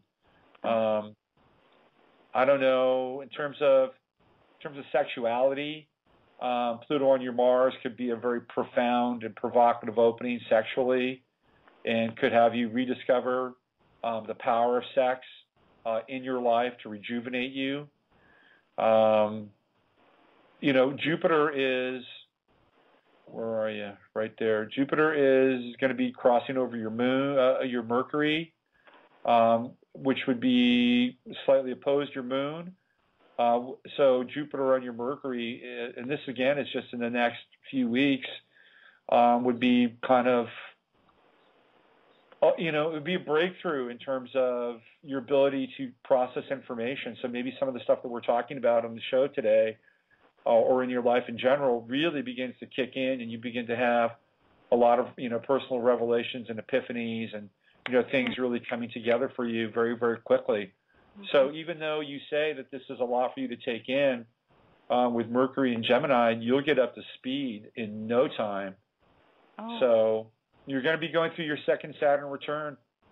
What's interesting is James, who was just on before you, had Saturn right at the same degree, 4 degrees, although born quite a long, 28 years after you.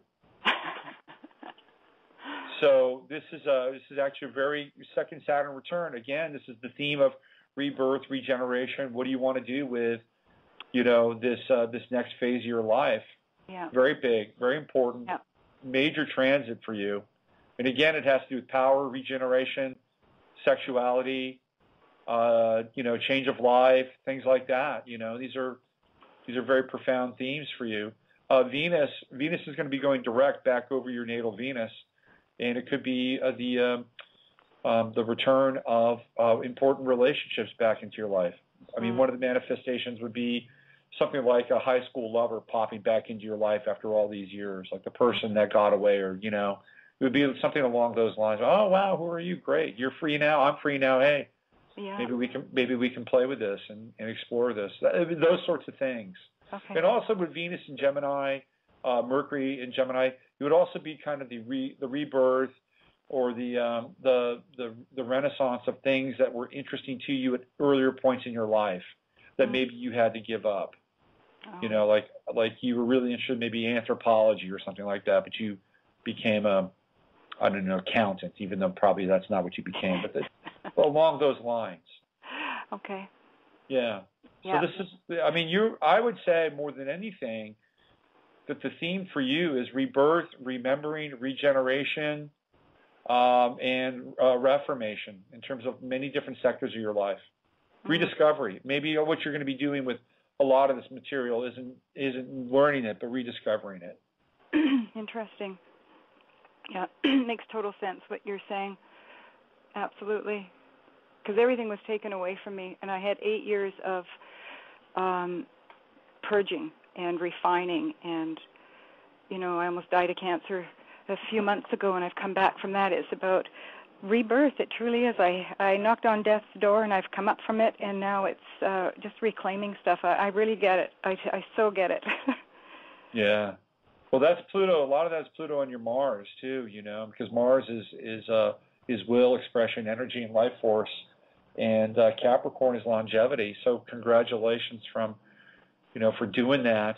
And you know, I think that you know, there are two types of people that are cancer survivors. There are people who are cancer survivors that really get it, and they change their lives from inside out at a cellular level. And there are other people who are cancer survivors that are just happy to be alive and you know, just kind of keep going.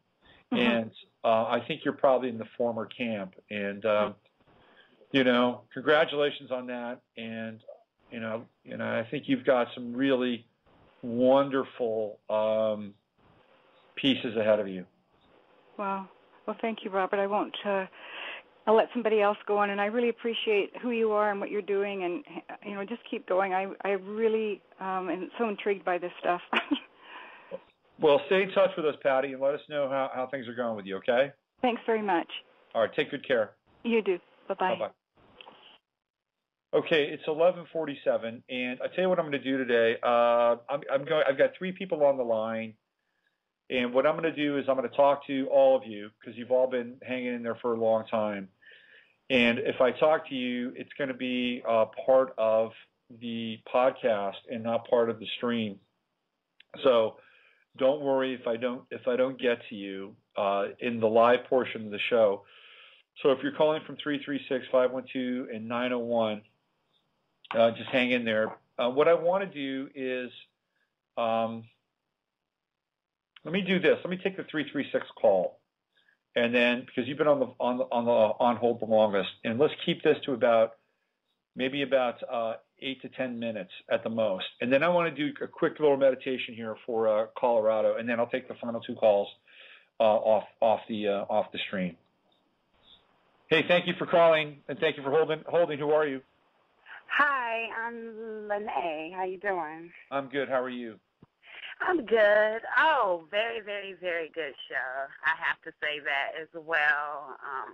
I've been studying astrology for a little while, and I'm just trying to understand more about the conjunction, everything like that. It's just very new to me, so I did appreciate that. Well, cool. So, when's your birthday? My birthday is 7/18/88. Okay, 7/18. Cancerian. Yeah. Okay, let's check you out. Hold on, I'm wrong year. Hold on. 88. Okay. All right. So what do we got here? 7/18/88. Okay, there you are. At the edge of Cancer. Looks like you got a Virgo moon, huh? Is that right? Yeah, I do have a Virgo moon. And Mercury in Cancer, and Venus in Gemini. So you're going to have the Venus go over your natal Venus. You had the Venus transit go across your Venus, which is interesting. You got Mars in Pisces. Neptune is on your Mars. Oh, I'm sorry, Mars in Aries. And Jupiter and Taurus. And you've got an exact conjunction of Saturn and Uranus. That's really interesting. I don't even understand that. Well, how could you? I mean, you know, when you get into two planets like that are that close together, they're like one planet. And, and really taking them apart and breaking them down is almost impossible. Right. You know, and the energies of Saturn and Uranus are very, very different. Because Saturn is all about endurance and longevity and legacy, and Uranus is all about now. The best thing that I can tell you about this aspect, if you are interested in it, is that you're a social reformer. Because what we look at with Saturn, either trining Uranus or sextile Uranus in someone's chart or as a transit aspect, it's the ability to make because Saturn represents systems, social systems, law, corporations, governments, the insurance business, things like that. And when it's in the sign of Sagittarius, it's about getting to these truths and getting to these points of honesty and fairness and breaking down hypocrisy. And when it's conjunct Saturn that closely in Sagittarius, I mean, you've really got the makings of a social reform. Okay. So, I mean, you're not even through your Saturn return yet. So you've got a ways to go. And you're going to find out about who you are much more deeply when Saturn goes through Sagittarius and you make the Saturn return. You know, and you've got Pluto and Scorpio, part of this planetary transpersonal generation. And part of this understanding will be when Saturn hits your Pluto, and you're going to get some big insight into who you are. And then you're going to have Jupiter hit your Chiron in 2013. And I think that is really, starting with Saturn in Scorpio and then Jupiter on your Chiron, you're going to become hip to much bigger cycles and much bigger issues in your life. And you're not necessarily, I mean, you've got some very personal planets, but ultimately you're here to reshape and reform the world around you. And you're going to get more clues with this in a big way. Right now, Pluto is on your natal Neptune, and your Neptune is squaring, Uranus right now, and is part of this, upcoming T-square, which happens this weekend. So you're going to get even more insight into this. Social justice, social reform, banking reform, mortgage reform, all these are going to be part of who you are, part of your generation, part of your sub-generation, and you're taking in information now in order to make the steps to be part of the change that's coming. And you're a big part of this, by the way. And you're going to be driven, by the way. You're not even going to know why, but you're going to be driven to make this happen. Okay.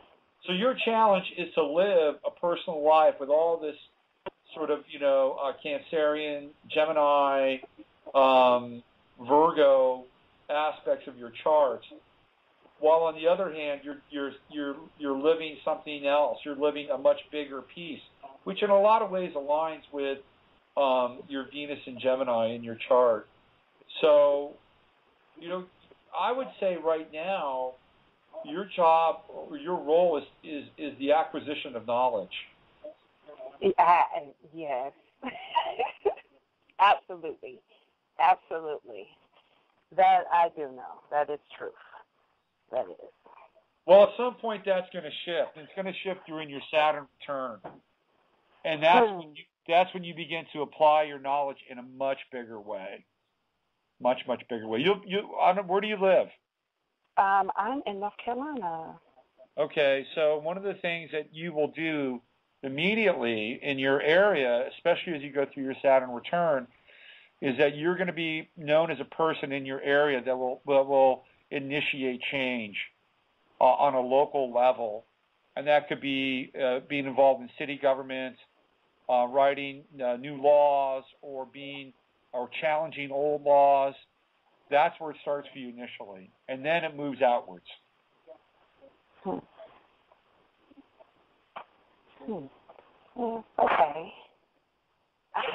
I never thought of it in that way. I mean, I know in some aspects I'm very creative, so I just kind of feel like right now I'm just getting more of the studious part, and it's very it gets on my nerves, I guess, and I'm just trying to figure out why. Yeah. Well, you just you need to be a sponge right now, and just absorb as much as you can, because again, the heavy lifting for you doesn't even really occur for another 4 years. Really? Oh my God. I'm talking heavy lifting, that's not to say that you can't have some really deep and profound insight. When Jupiter moves onto your Chiron, you're going to get a real eye opener, which may include children too, by the way, and the birth of a child, and that may actually trigger some of your deeper and longer standing issues and desire to create a sustainable world. That's coming for you. It's not right now. You're in knowledge acquisition mode. Okay. All right. So I'm gonna send you back into the world, and I want to thank you for calling. And don't be a stranger to the show. And call in again sometime. Okay. Absolutely. Thanks. Okay. Bye-bye. Bye. All right, so that means we have 2 people that are on hold. Hang in there. So what I just want to do right now, we've only got 4 minutes left, and what I want to do is I just want to take a moment here to hold these people and these animals and these plants in Colorado, in New Mexico, and maybe Utah. We're talking the Rockies, the American Alps, the American Andes. And these are very important parts of this country and this world. Very high consciousness in that area. And they're going through a very intense time with these fires. And I just want to take a moment to hold them in our consciousness and to understand that there's a lot of fear and anxiety and destruction that's taking place right now. And I don't want to get into the why or the how. It's not important.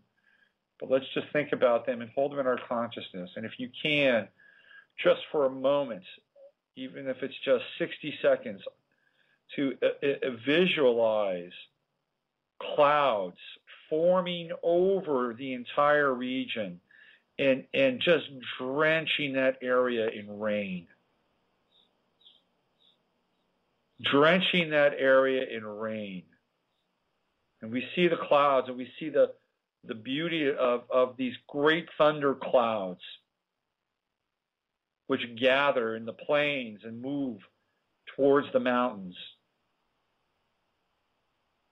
And then they soak the area. They soak the area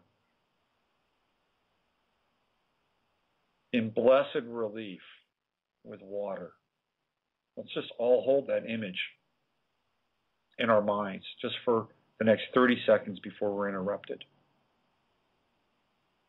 So be it.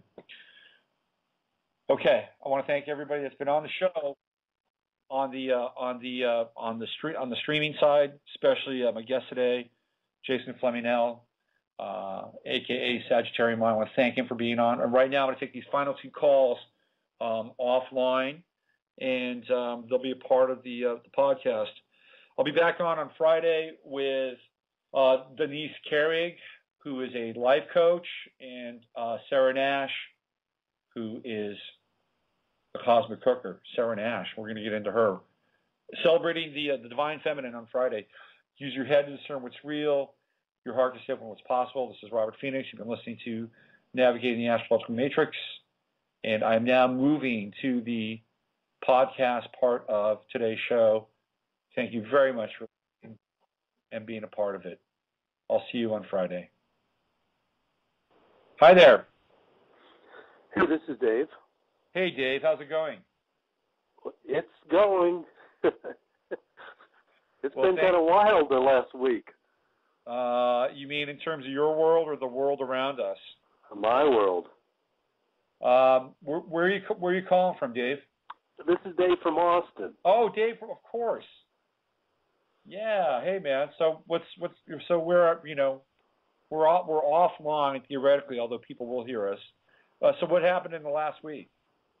Well, I tell you, Phoenix, my life's been kind of strange anyway, but it seems like I'm just regurgitating emotional stuff.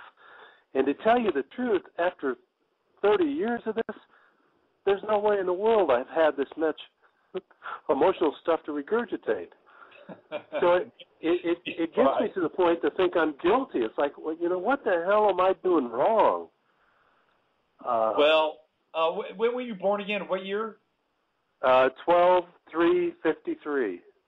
All right, so you're a Pluto and Leo guy. 12/3/53, 4:05 in the afternoon. Yeah. So you're a Pluto and Leo guy. So you're Well, so here's my take, okay? I mean, just based on what we talked about last week, we've got all these planets that have been retrograde, right? Mars had been retrograde, it's moving forward. Venus is moving forward. Saturn is moving forward. So I think the regurgitation theme, especially with Venus, retrograde, Gemini, is probably pretty appropriate. And now that these planets are moving forward, it'll be interesting to see if regurgitation just shifts into gurgitation, if you know what I mean. Yes.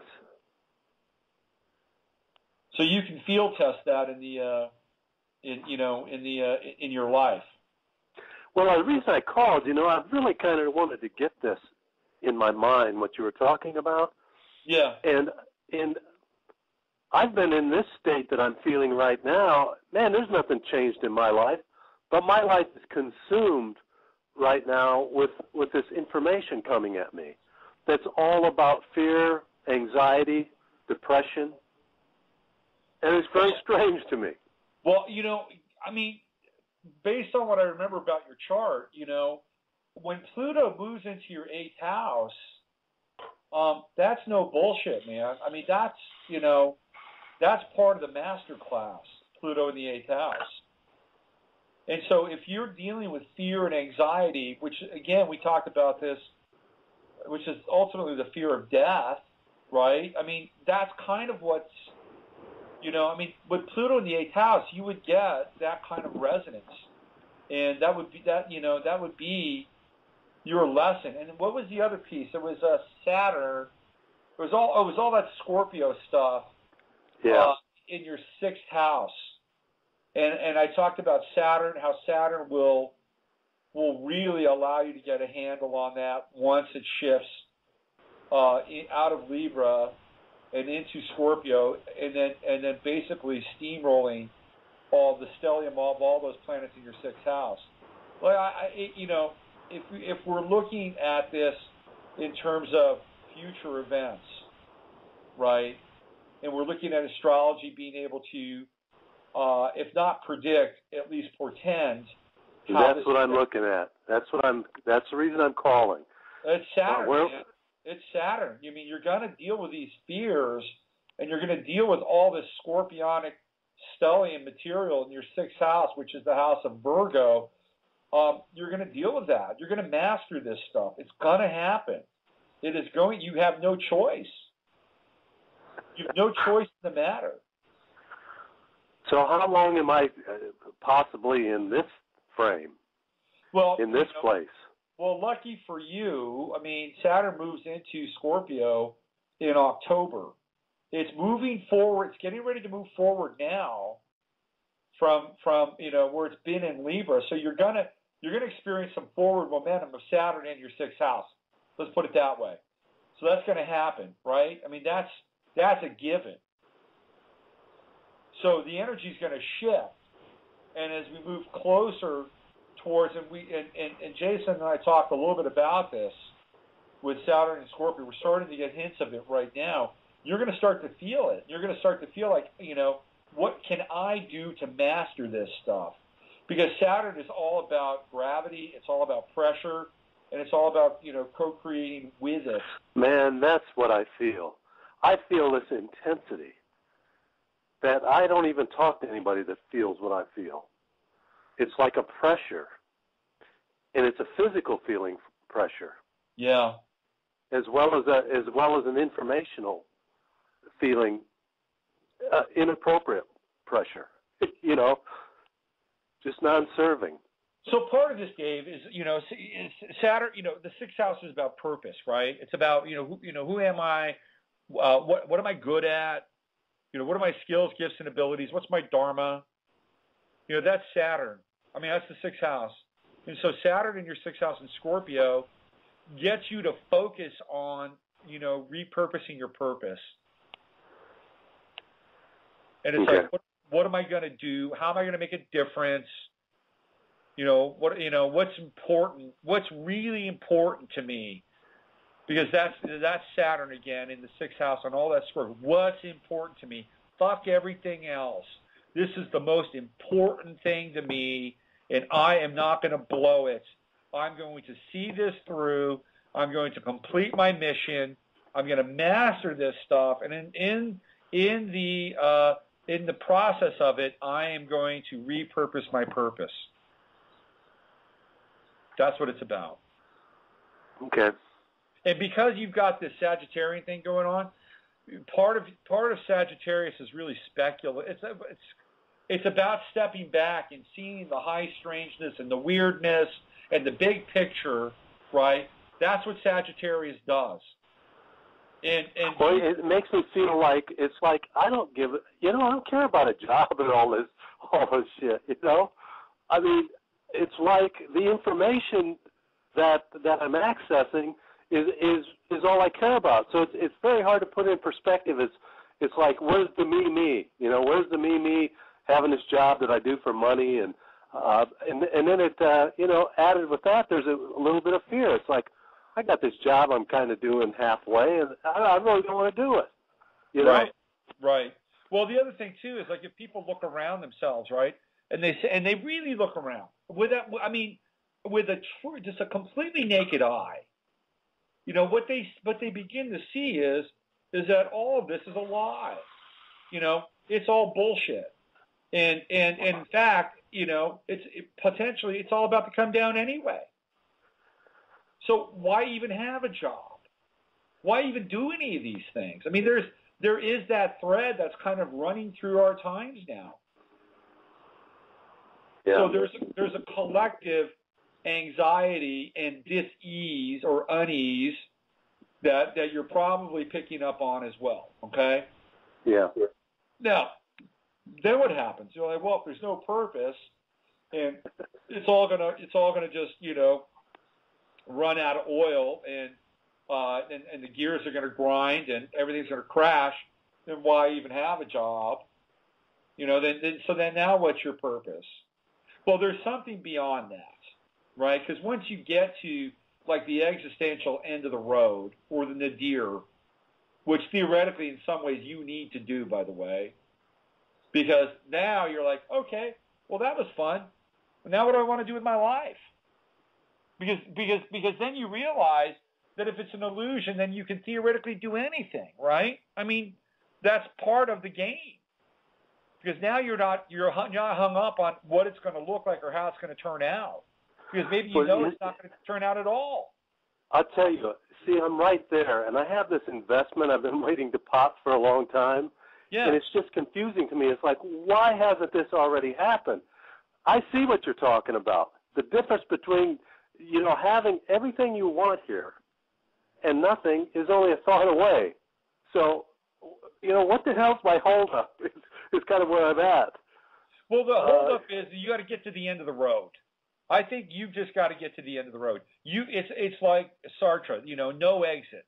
You got to go there, and then you've got to realize the futility of it all, and then you've got to re-empower yourself. Well, if it's futile and there's no meaning, well, now what? Well, I get to do whatever the fuck I want. Because now I'm not bound by how the script is supposed to play out. Gotcha.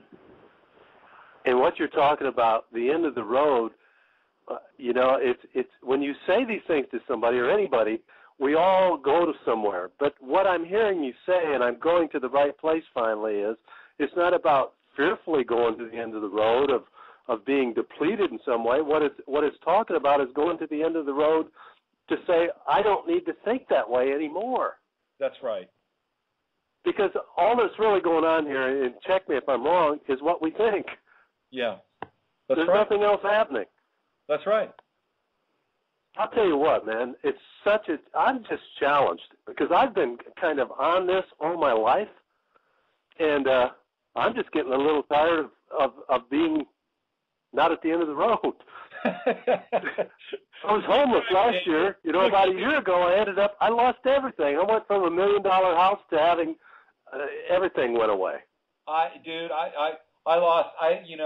lose $1 million house, but I lost a job that paid me $106K a year, and I did have a nice place to live, and I had a wife and a kid, and I still have the kid. I don't have the wife, and I don't have the job. I went through my own fire of hell, and so I know, man. I was even institutionalized for 3 days, and I don't give a shit. I don't care what people think. I've talked about it before, and I went into madness, and it was a very interesting place to be. Well, I'm with you, and I'm glad you're there, and I'm looking for the end of the road here. I realize it's only a thought away, but I tell you, the last week, and the reason I called you back again, it was like it seemed to happen. I haven't really kept track of this before, but it's been about 7 days now. It's just like peanut butter. It was been spread on me, and it's like, I know it's nonsense, but man, it's thicker than shit, and I'm wondering, how long is this going to be?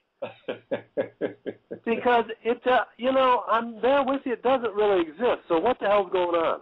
Why can't I sit and do what I did 3 weeks ago and be joyful about it and peaceful? Is there something wrong with me? No, I don't think so. No, because you've realized that the meaning in whatever that was 3 weeks ago is no longer there. It's just no longer there, and that's and this is kind of where we are right now, with the planet.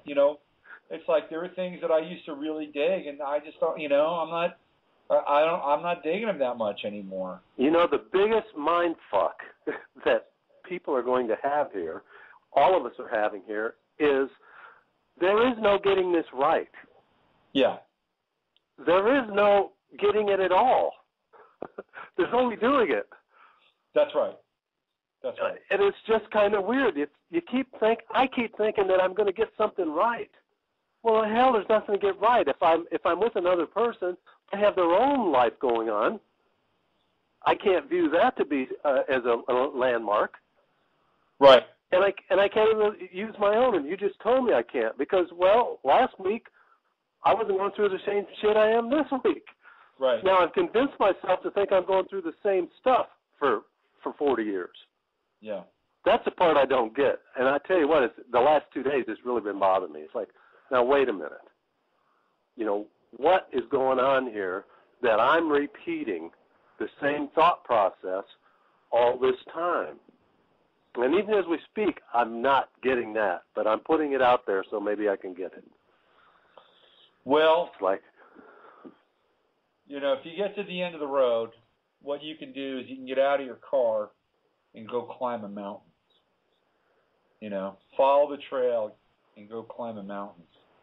And sometimes when you get to the mountain, you can experience some stillness and some clarity, and get perspective over the journey. So maybe it's more than just a metaphor, or maybe it is just a metaphor, But when you get to the end of the road, go find a trail and go climb a mountain. Well, I hear you, man. Yeah. All right. Well, listen. Thank you for. Thank you so much for chiming in, and I got your email address, and I'll let you know more about my personal situation in the next few days. To be honest with you, I'd love to. Thank you. All right, Dave. Take care. See you.